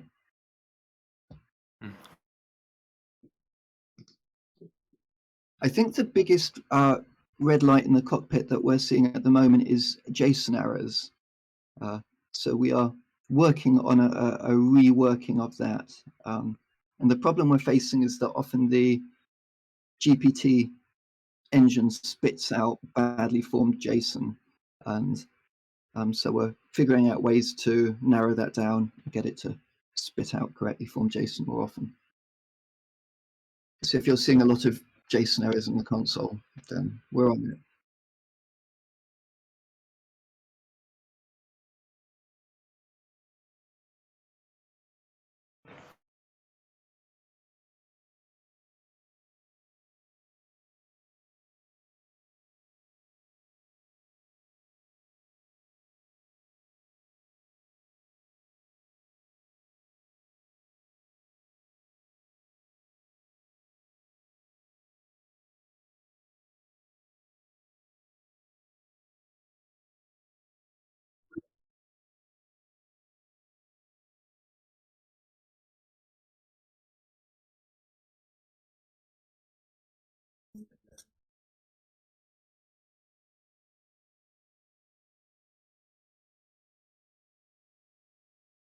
Yes.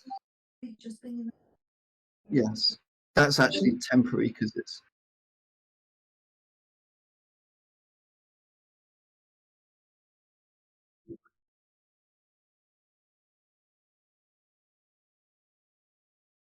Yes, it's actually a way actually to full disclosure. Sometimes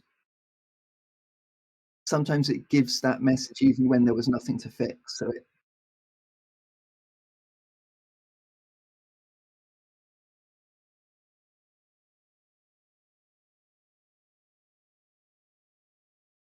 okay, I understand.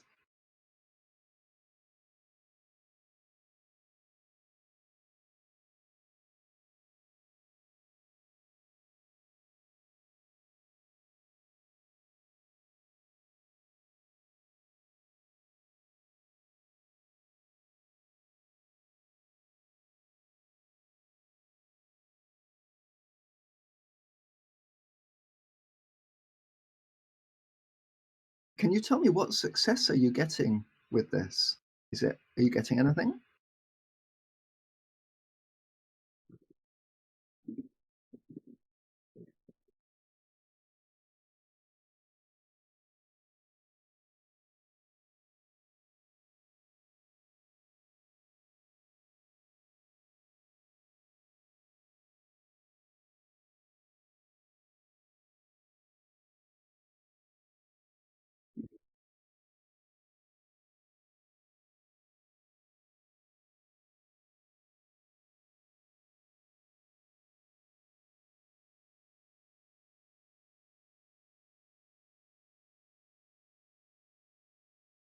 It's brilliant what gets discussed in this channel.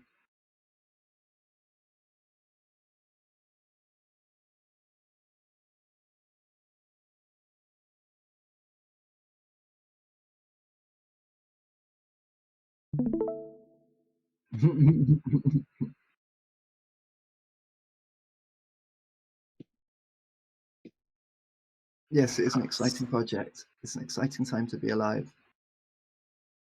Okay, I have to leave this chat. I have to go and put other things in place. Thank you for the feedback. I'll keep an eye on the chat, the lounge chat, and Thanks very much. see you Pi. anon. Pi, do you want where do you want the feedback for this new branch?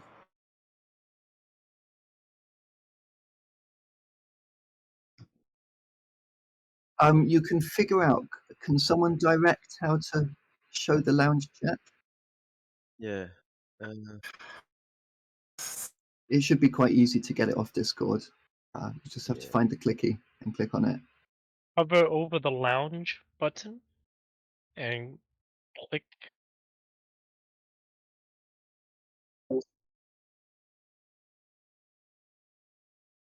Oh. Oh, right. Can you not see a chat on the very top right of your Discord window? And you hover over it and it says show chat. It's a speech bubble icon. Are you not able to click on that?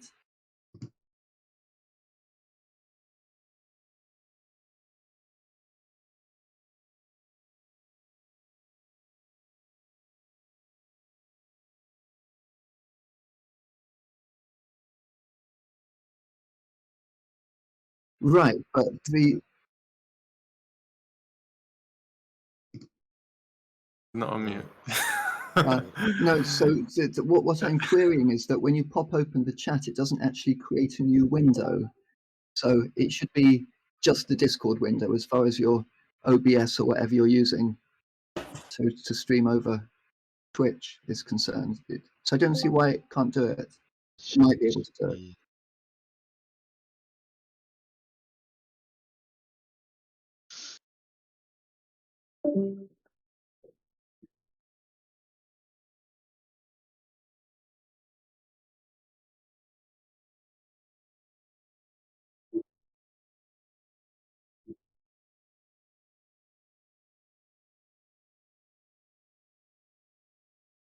Ah, that's interesting. I wonder if that's fixable or not.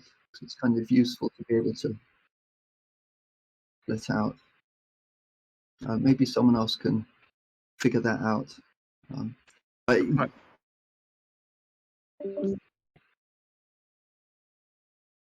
This is quite disruptive, actually. But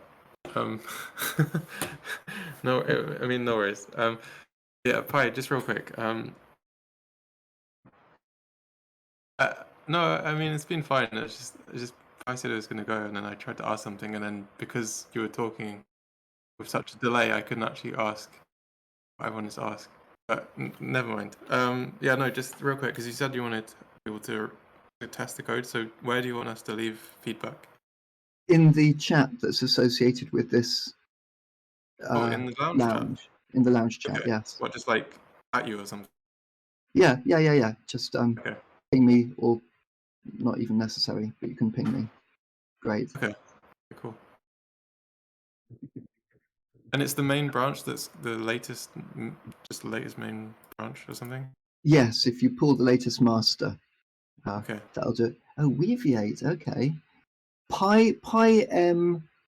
Milvus, we've deliberately commented out that requirement because it takes so long to build that it throws out all our pre-merge automated tests on GitHub. It takes about 3 minutes to build it, and we can't afford to do that with each pull request that we're merging in. I wonder what we could do. We could probably uncomment it from the requirements.txt. That's all it is. You just go to the requirements.txt and you uncomment it, and then you install the requirements.txt again. But Weaviate, I'll check that as well. Thank you very much for that feedback. By the way, I love your stuff. Who created AutoGPT? That's Sig. our glorious leader, Significant Gravitas, who's the Sure. creator of AutoGPT. I think you can I follow his recommend. Twitter.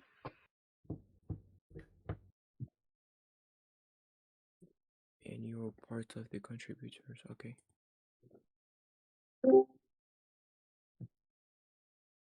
Okay, I need to And leave this channel. what's your See you. formation? If you post results, I'll see them. I'm grateful for that. Thank you. Over and out. Yep.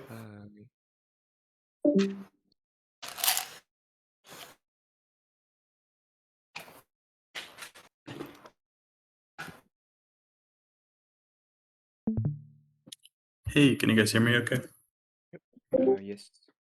Very loud. Oh, sorry.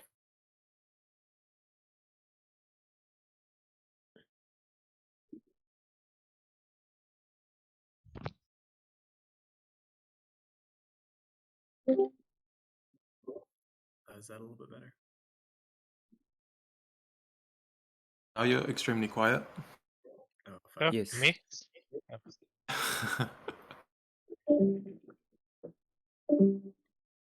Okay.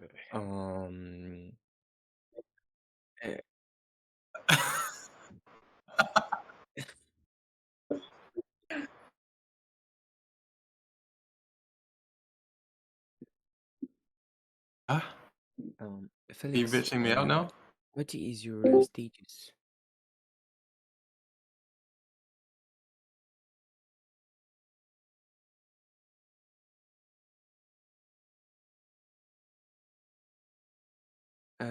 Have you guys already earned some money with ChatGPT?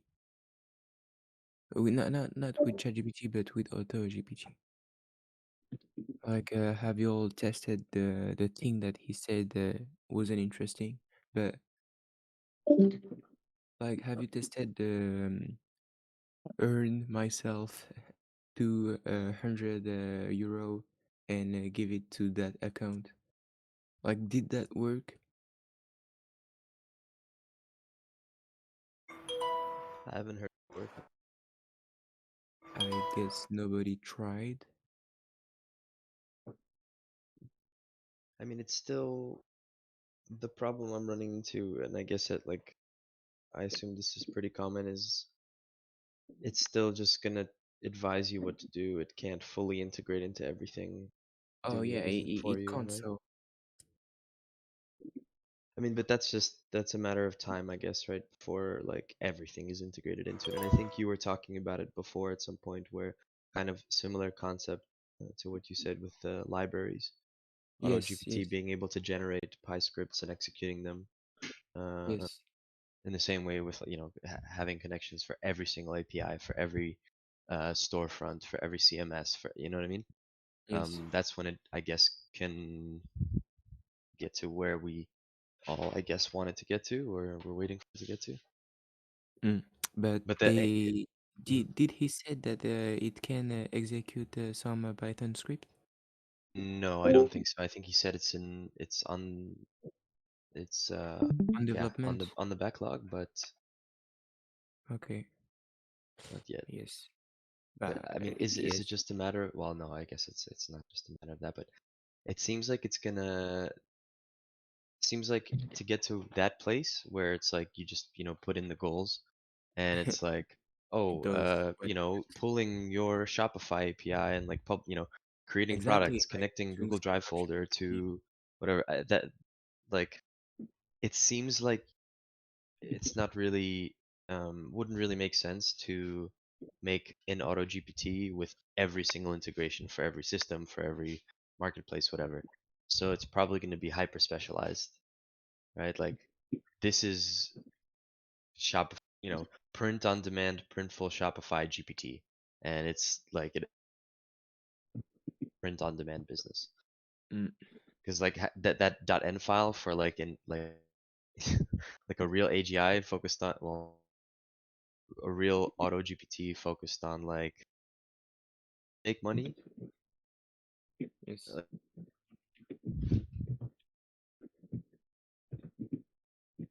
That's interesting. I was kind of thinking about it from a different perspective. I'm not too loud or too soft, am I?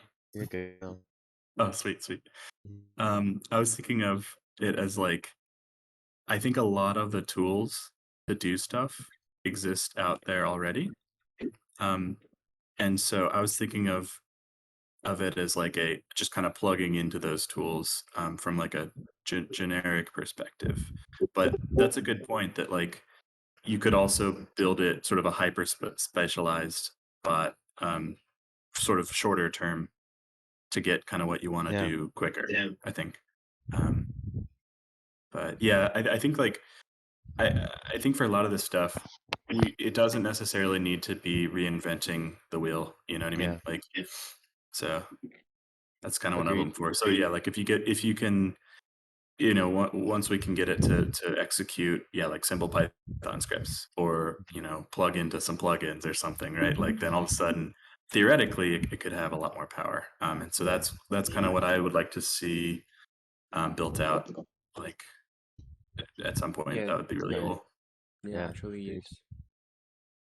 I mean, this is like the vision I think we all have, right? Like that it's able to Oh yeah. research the requirements it needs, connect to those requirements, integrate them, write all the stuff, you know, create the integrations between the stuff that it wrote, and kind of run everything. Yes, and finally develop itself. Like Oh create yeah, that's the our the own dream. AI. Yeah, and I know it's like it's still very early days, and so like Actually, you it's know, early at what point? Like in which perspective? Like early, yes. Today it's early, but like in 1 year. oh absolutely, It's still gonna be early, I guess. yeah, It's yeah, gonna be early for our lifetime, I imagine. that's true. Yeah, depending on what scale you look at it, right? Yes, actually, Yeah, yes. For the scale, that's really yeah. it really depends. Like Yeah. I think that's part of it is like it's early days, but like I feel like for the first time so far with AI, I kind of actually see like a path forward for like a ton of useful applications. You know what I mean? Like up until now, I feel like most of it has been fairly niche, fairly specific. Like, you know, we had voice control. It's like, okay, you know, you can build out like different that's assistants and things, cool. or oh, Yes. vision, you know, you can do a couple of things with like, you know, different sort of ideas. And all of a sudden we get this like this sort of catch-all, you know, AI that's like pretty good at like a lot of things. And it's like and so now, yeah, I feel like now it's just a matter of building out a lot of systems that can kind of use that. And so it's really, really exciting. Yeah. Hmm. Yeah, exactly. I mean, the How building do itself you all topic is really think interesting. that you're gonna implement GPT in your life? Like, in, how do you predict Chat GPT or Chat or we don't care will I have an impact in your life? I have a very personal and very tremendously uh net positive use case for myself. I'll share it with you guys. Um, I have ADHD and I struggle, well, the condition struggles with um task completion primarily because of just like shitty planning or like planning skills. So, um, on a practical level, for me, I know I have to achieve a complex task. I have to manually take the effort to break that task down into much more digestible components. And this is like right now, I could run this, um, you know, this most recent master of AutoGPT and like just have that done in minutes. Very small use case, but you know, Yes. daily life equal, you know, impacted. Oh, for sure. Yeah, You no, know? that's a great example. Yeah. For example, I've got a sister, and she's doing some medicine school. Mhm. Like, she's trying to become a doctor, and she has some revision planning, and she uses ChatGPT to organize that revision planning. She just tell him that she has all those chapters to like I don't know how to say it in English, but I say revise, but I don't know if it's really the word. Let me search the translation.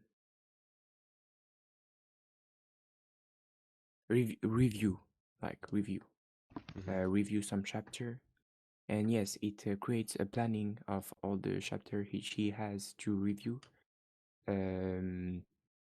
taking the time in for the review, and yeah, it's like some one day when you have to plan all your month that is automated, and that's a really specific application, but that's still a daily life application.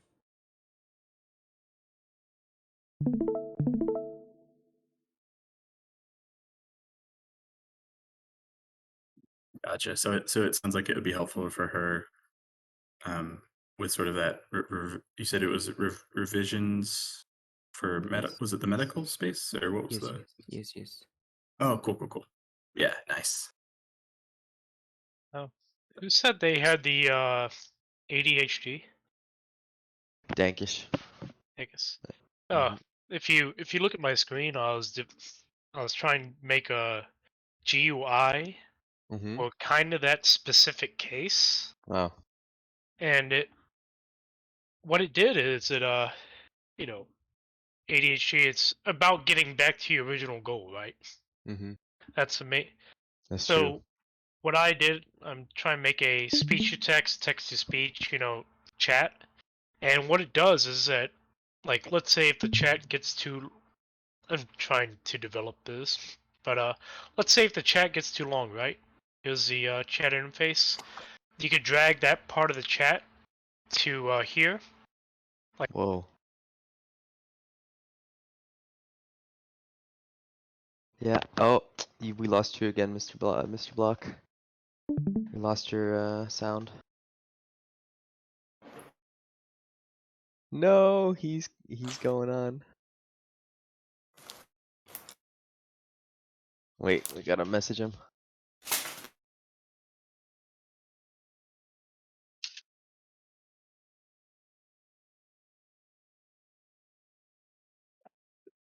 Must be his whole audio system. If he can't hear you telling him that it's Yeah. I think it's his contact on his headphones or thank you something. guys. Sorry, No my problem. audio, my battery is not working for some reason, even though it's fully Yeah. charged. So I need to get that fixed.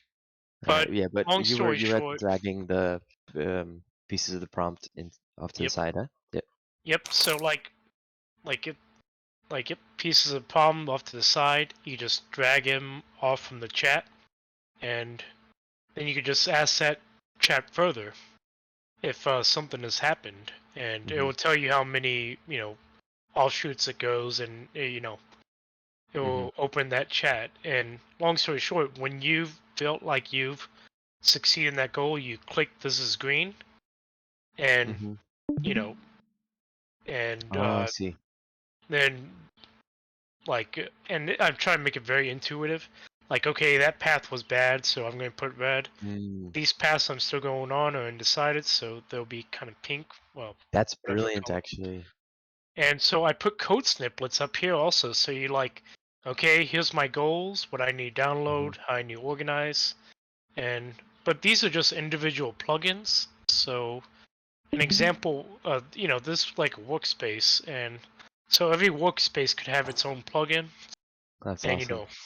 but that's what I'm planning. But it'll be hard to implement, but it's possible. I've asked ChatGPT. It's like, yeah, this is possible to do this, and this. So That everything would be here, really cool. yeah. Yeah, I really like that way of approaching it. It seems really new and cool. It's awesome. Yeah, Intuitive. because I catch myself very often going back to previous prompts when I kind of catch on that it's hallucinating a bit, especially in like code. I'll have to keep storing main.py to memory and stuff. And it'll just Or be like easier to go. offshoots of problems or something. That's a really fantastic component. Yeah. So when you get to building out like the, kind of very early kind of, I don't know, like minimal viable product kind of thing, let me know if you want someone to kind of poke around Test and it. kind of try it out. I'd love to, because Yeah. like I'm always looking for new productivity tools, and I feel like oftentimes the ones that I find are just they play it fairly safe. They kind of stick to like a lot of the same paradigms that like other tools use. Yeah, of And course. so anytime I see one that's like really trying something different, I like to try it out and just kind of see like, is this, and this looks really awesome. This looks like a really cool way to organize Sorry, I thoughts and didn't stuff. listen 1 well. second. I Can you need to. re-explain the concept? Oh, It's a ChatGPT interface basically. That's what I imagine. okay. Mr. Block, can you go back to that previous screen? Yeah, this one. Yep. Okay, Re- so yeah, go ahead. the main one, this is the infrastructure, but what it was is basically, let's say you create a workspace, right? And you Okay. apply certain plugins. So there could be community-made plugins, there could be official plugins, but these are the plugins that you're going to apply. You have said plugins that you apply to your certain workspace, so you could And customize it in your way. all of these are plugins essentially, right? The text Yep. input, the chat, yeah. Yep. So all these features that we see in the GUI, those are plugins. Yep. And so, like, I got a code snippet plugin, a chat tree. I call this a chat tree, and discussion plugin. Like, let's say if you want to have ChatGPT and Bard go at it, but with limit, you probably, it would probably make that instance in there. But long story short, it's just a simple speech to text, text to speech. You ask it a question. It like, how do I make soda cans? As an auto GPI, I can't do this. Blah blah blah blah blah blah blah. Here's how you would do it. And so you would go and post the, like, let's say you find a path that you want to go down, but you want to continue this chat. You just move that path over here, and it will create another instance, and it will from that path. So it will follow that instance until you reach your goal, right? So once you reach that goal, you probably just click on this linker just to indicate, hey, I've reached that goal, and I'm going to continue asking ChatGPT questions, and if I find something else, I'll go down this route. Oh, this route didn't work. I can't make my cans out of wood. That is not an option. I'll red click that. And these other ones talk about like the manufacturing of them. And so you're just going to go on, and you could probably create solutions within those solutions, like, branch them out further. So once you get either all red, all green, you could kind of just like visually see where you've been, where you need to go, and where you're going. And it will focus back on the main chat.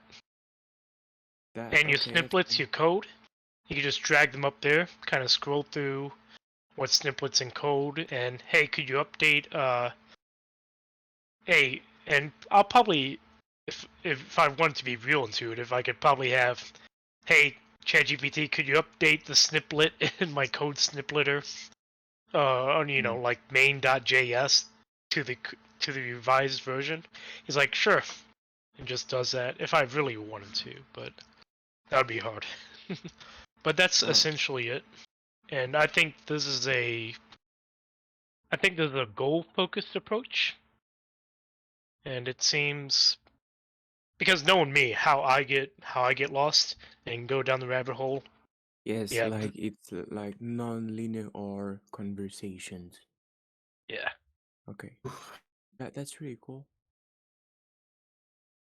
And yeah, I saw something that not the same thing, but something a bit similar.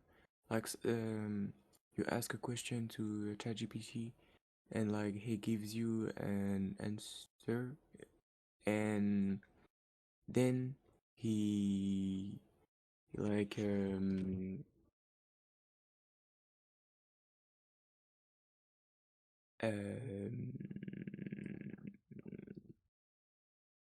like he propose other questions to ask, and you can like click on the questions, and like it creates multiple conversations at once. And that's yeah, the concept of non-linear conversation. I think it's kind of interesting, and we should stick to that idea, Explore. Yeah. like Gotcha. flexible non-linear.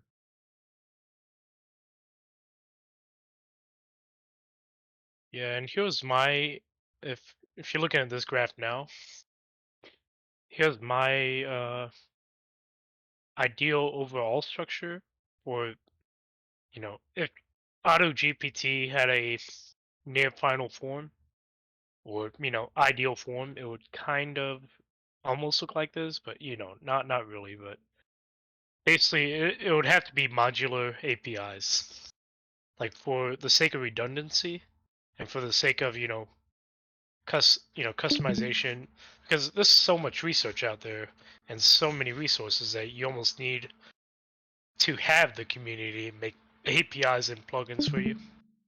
And so anything in this like section right here, you'd be able to do that. And also trained models, like specific trained models. So I want to do a science project, I'll apply a science model from geology or something. Yes. And You can use like the models from Hugging Face, like adapt them as plugins, or I don't know. yeah, like download and apply. Yes. Yeah. And also there would be like base commands you could like speak this, and there'd also be like custom commands that you could ask GPT to create for you, and it could tell you its limits and probably what it can do upon the interaction with set APIs. Okay. But the data handling will be the biggest way. I think data handling is the biggest barrier for I mean AutoGPT and Yeah. anything. So that's why modularity is important. So the community could figure out, hey, what works and what doesn't, and what uses the least tokens, and what models, what configurations, put together make the most efficient model with the best results. And basically, if pretty much results here is it will have conclusion, different versions, and end results. And it could also like look into it, criticize, like criticize we have on AutoGPT, and it will examine like all the data that you have and like citations, and it may may be able to cite with image identification, may be able to cite that, where it found it, what it is, when it found it, and post it inside like as an example for a research project. I mean, that's just an example, but that's why there's so many reasons it has to be modular. It's almost yeah, it has to be modular. Yeah. Only for the fact that it's a community like it's for a community, and people have to develop their own plugin. So all this project is doing is we're making the tool bag for the tools. And there's space for it. But instead of a tool bag, we have a tool cabinet almost. It's like okay, we got all this information here. So Yeah, we just we're need having the box. Now we need the tool inside the box. Yep. Now we need you guys to develop the tools. We got a way to organize them. We just need you guys to put in the tools, and we'll see what. Hey, I don't think this wooden hammer or these wooden nails work. Let's try these steel nails. Yeah. Like, why? I love these wooden nails. They're flammable and they don't leave any trace. No. Oh. What language are you going to build this in? That's just I don't know. Let's ask Mr. Block, but I think he's his mic goes off once again.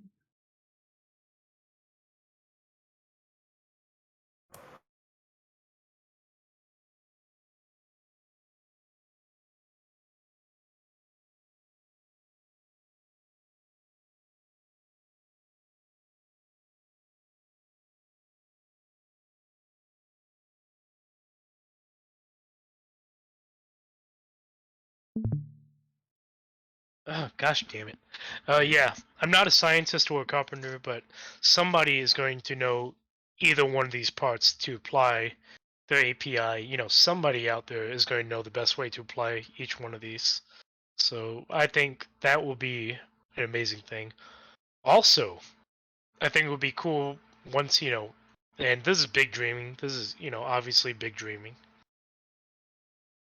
But I think if we could apply a GPU sharing for model development, you know, like, oh, you contribute your GPU power for the model, you know, training. Oh, me and 50 other people want to contribute to this, you know, this specific, you know, Spanish teacher model or something like that. You could do that, and you could be, you know, a core contributor to that model, and probably even give authors, you know, in the long run, ability to monetize on that. You know, if eventually it comes to that, because that will give people more incentive to make those tools, make them work well, and whatnot. So that, you know, that's just a long goal, but that's ideally what I think will. Yeah, modularity. I'm 100% around modularity. But yeah, you could screenshot that if you want, guys. But yeah, Yeah. a visual graph of Appreciate it. a visual graph thanks, man. of Okay.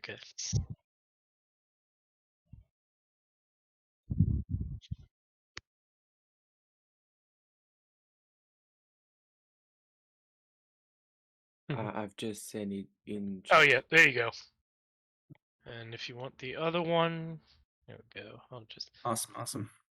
Thanks for sharing, man. There you go. I gotta run for now, but good talking to all you. Ciao. Man, I've been Yeah, talking a lot. that's really cool, Samuel. See you, bud. Ooh. Art, I see you're looking at I just Kasumu? have to get the best quality because not really read.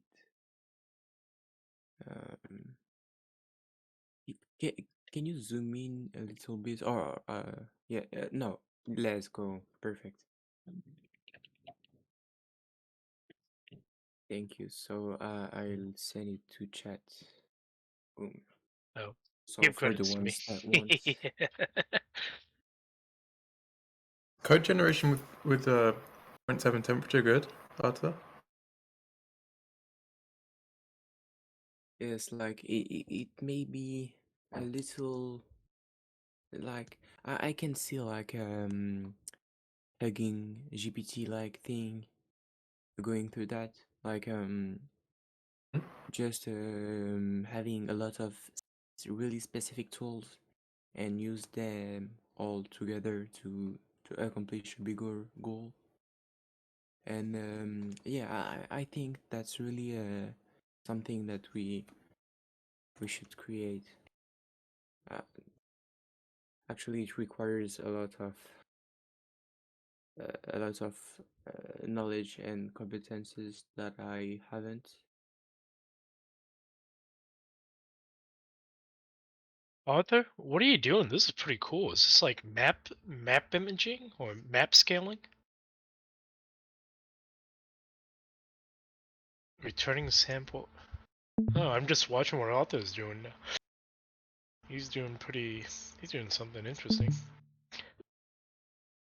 With the image or map satellite data? Huh. Oh, moisture content. Okay. Oh, that was the thing he was talking about earlier. Oh, ARG, AIGS. Hmm. Interesting. Pretty detailed. Oh yeah. What's that? Like multi. I don't know. It's hard to explain. Sat data, GIS data, yeah. Yes, satellite That data. and GIS.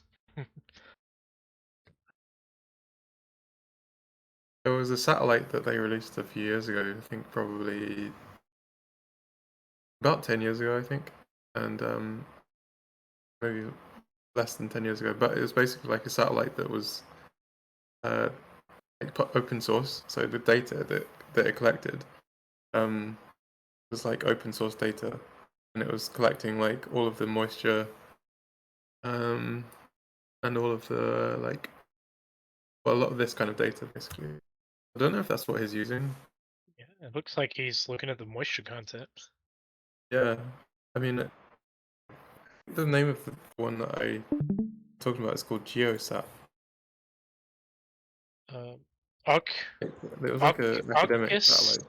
UKGIS is the one I know of.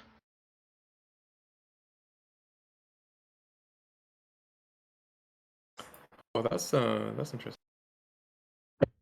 Called GeoSat 1, launched in July 2009. Yeah, so GeoSat 1. It might be a new one, GeoSat 2. Yeah, that makes sense. GeoSat 2. New data. Yeah, so it's like GeoSat 1 and 2. I think it's publicly available satellite data. Yeah, so you can. So let me link it actually. Stuff.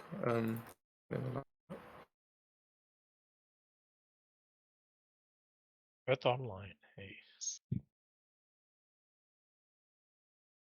Oh my god, there's a Python library for it. Holy shit. I mean, I'm pretty sure that Arthur's been silent, but I'm pretty sure this is what he's using.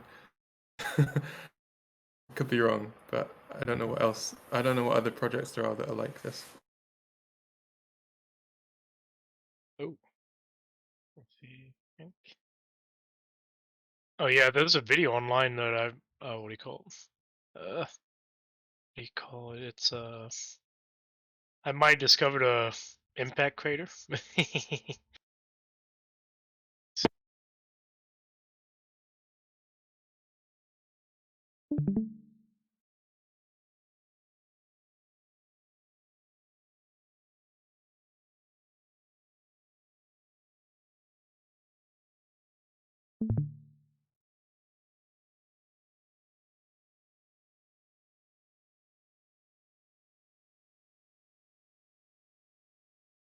Okay. You guys want to see the impact crater that I might discovered? Yeah, sure. Okay.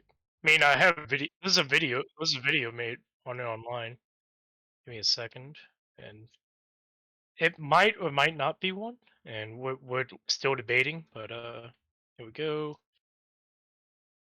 But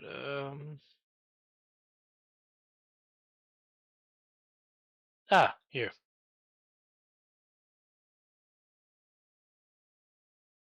You see it? Hmm? I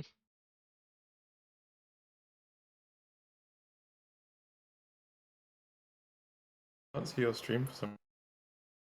Hmm. Oh god.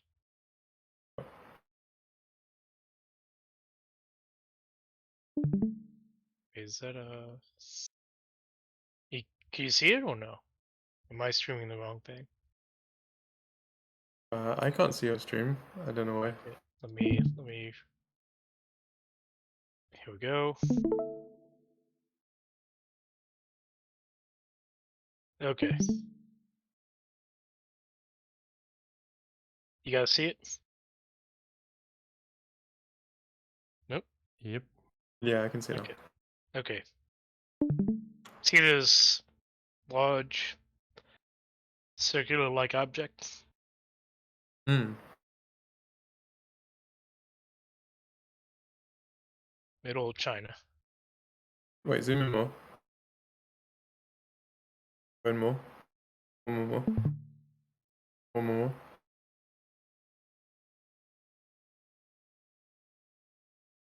Kind of blurry. You know what? I think you might be right. Control. How do we do the 2D view? A control. It's in the bottom right corner. I mean, there's no there's obviously no roads here. Right.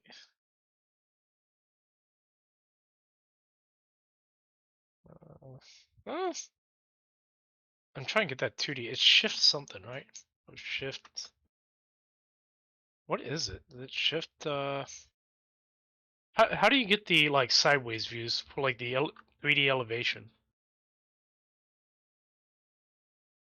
Let me find out. You don't have a button? I think it's shift or Control shift plus down. mouse drag. Control. Mouse wheel drag. Mouse drag. I am doing control. Was it shift mouse drag? Tab mouse. Oh, nope.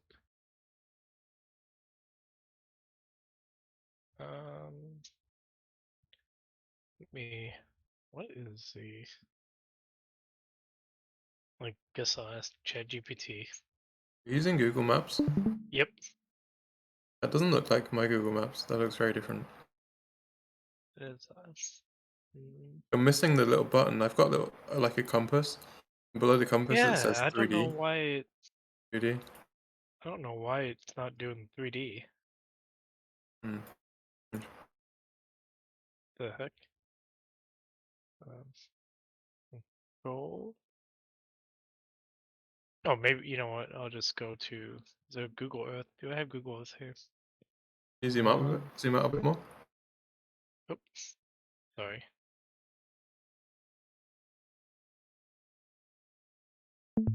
Yep. Trying to find where you are on my map. Wait, zoom out more. Okay. In Okay. China. Okay, I got you. Xinjiang Desert. Xinjiang. And if you see a lake that Ayaj Lake, it kind of looks like a little dinosaur right here. He's looking towards the meteor. Oh, not meteor. It's like, ooh, what's that shiny ball in the sky? Oh, I see. Okay.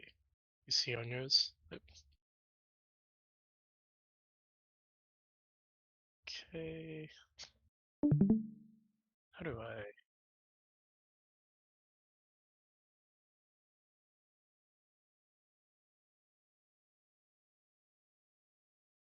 Where's the Google Earth? View plates. Where'd my Google Earth go? Oh, there it is.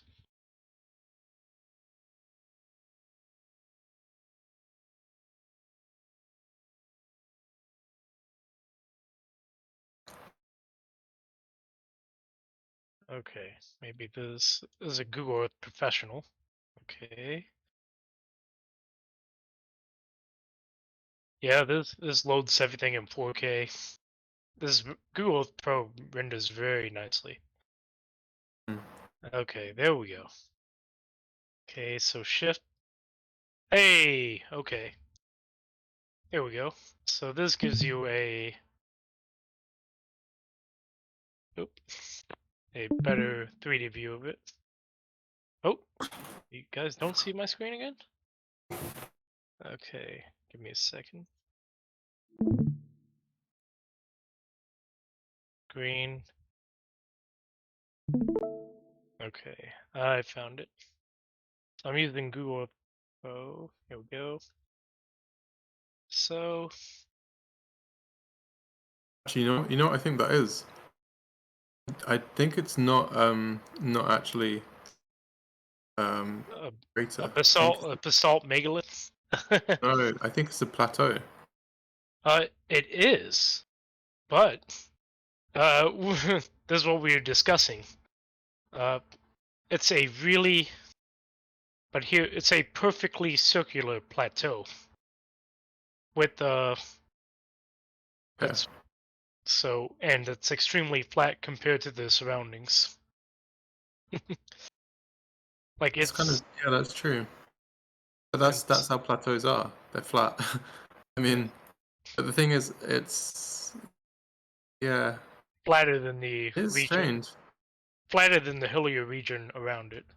Yeah. Okay, And let me see. geology is generally strange when you Yep. like the shapes and stuff. You know, it's just like Okay, so big mad I'm going shapes out to there. You know. I'm going to zoom. I'm actually going to zoom in onto the top of this, and oops. Okay, so zoom in and look out. So, oh God, what is the 3D view? Why doesn't this give a 3D view? It's what the hell? What is that? Google Earth. But yeah, it is a plateau. It's actually let's see. It's a north facing. Nope. Let's go north. Yep.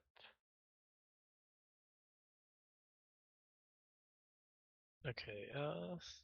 Well, we were looking at the like layers of rocks, and like if it's not a meteor crater, it's very likely a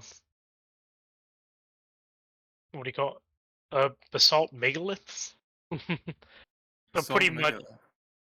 Pretty much a lava dome that came up, right?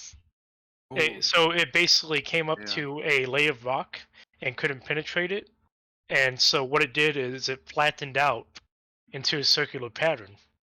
Then over millions of years, I mean, and we think in this case, really long millions of years, because of the Indian plate smashing into it, like, oh God, yeah, because the Indian plate is literally influencing, is literally raising probably like a centimeter a year. Yeah, it's a lot. So it might so over the years when it rose, because that it was harder rock than the surroundings, you notice how the surrounding rock is more jagged. Yeah. It eroded that faster, and just left this part, the hardened rock kind of undone. Mm-hmm. And this is why we think this looks. We don't know if these layers right here are volcanic or not. But the problem is this part of China is very restricted to foreigners and research. So it's kind of yeah. But if you look, here's the fun thing about this. This right here. This is a faulted terrace.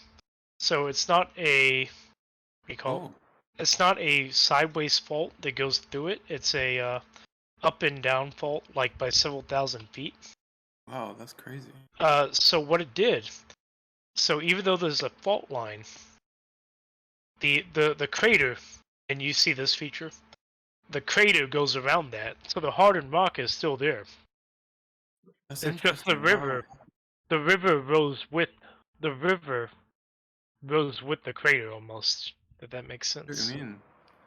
Now I'm kind of seeing it, yeah, and because And it's been if you look at where the river is, if you look at how straight the river is until it gets to the crater, then the moment it gets to the crater or the object, it goes whoop. But the major fault line, you could probably see it, is this one. That's the only fault line. I mean, that is major. It's like a San Andreas fault kind of thing. It stretches a few thousand miles, but yeah, we're debating on how old the structure is, or if it's an impact crater that went under the ocean, got infilled, then got lifted up by 2-3 miles. Because that's. But yeah, there's a lot. Either it's volcanic in origin, or it's really old meteorite that got impact crater that got lifted up. Yeah, can I show you one? That's yeah. cool. I've actually been there. In France.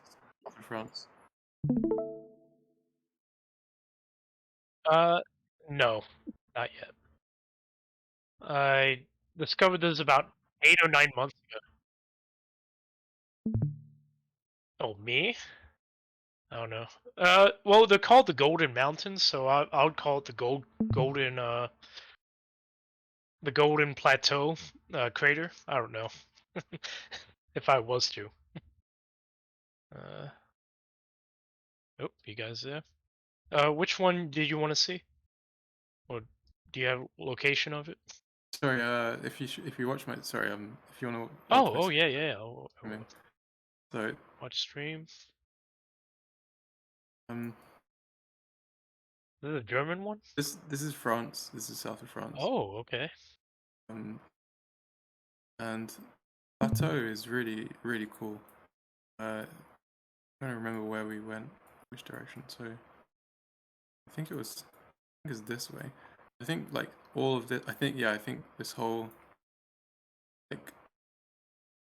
this whole region is like a plateau. It's like quite significant. Like so, if Like an impact crater, or no, it's not an. It's just like a plateau. Oh, really? The geology is really interesting. Like so this city, right? Yeah. Quite an ancient city, but one is like good street view actually. The center is good. Yeah, Oh, so that's lovely. actually, not hang on, wait, let me find area. The main. Let me find train station. I mean, not the train station. That's quite lovely. Yeah, it's really beautiful here. There's like a spot where you can see the mountains like really clearly all around. But what you'll notice when you see it is that it's like it's a plateau. Where is the spot you can see everything? I haven't been in there quite a while. Years ago I went. Possibly here. Yeah, possibly.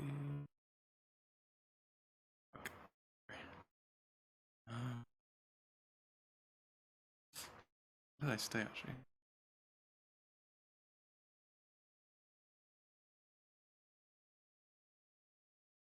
Okay, I think it's here somewhere. I think it's.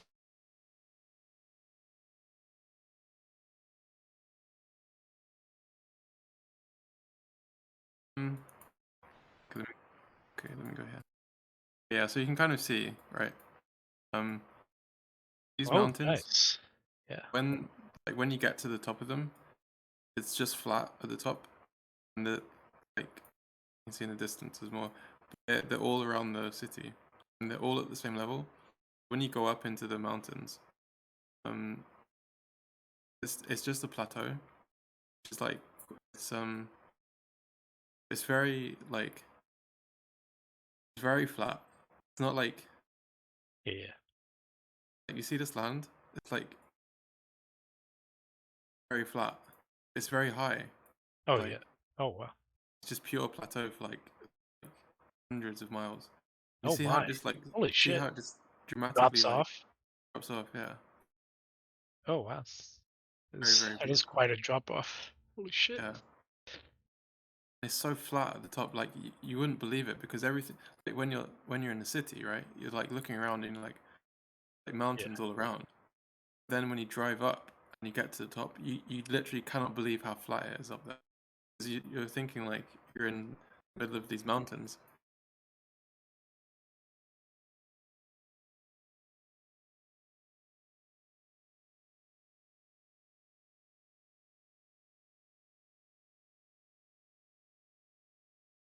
I don't know. Well, Yeah, I mean, like south of France. I don't know why this map is rotated. Could be a plate, lava. Oh. Yeah, I think this boundary is. I think this whole. So. I think this whole kind of. Just this bit. Yeah, I think maybe just this bit, all flat. it's like all elevated as well. Maybe it's just here. Yeah, maybe it's just this bit. Yeah, it's like it's just incredible when you go up there. There's like different wildlife up there. There's like different animals. I can't remember what exactly, but like there's vultures. They have vultures. Actually, I think from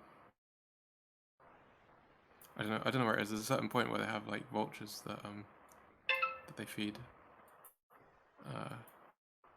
And I think the French Foreign Legion, they train up here because of the conditions. It's like almost like a different foreign land. But yeah, this is like heather, I think. Are they trees? Wait, they're trees. Okay. I don't know. It's very nice.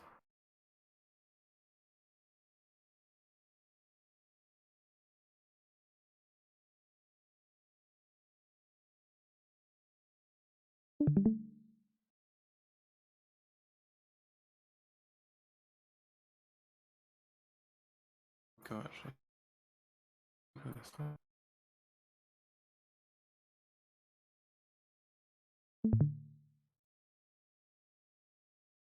I'm gonna stop stream.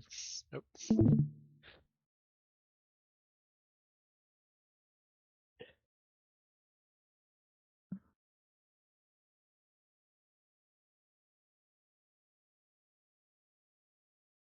I think this is also like this whole area is like Knights Templar land. Apparently, like when the Knights Templar were persecuted in the 13th century, they all moved to this part of France to like hide away mountains. There's all these like abandoned, crumbling castle ruins all around these mountains. Pretty cool place.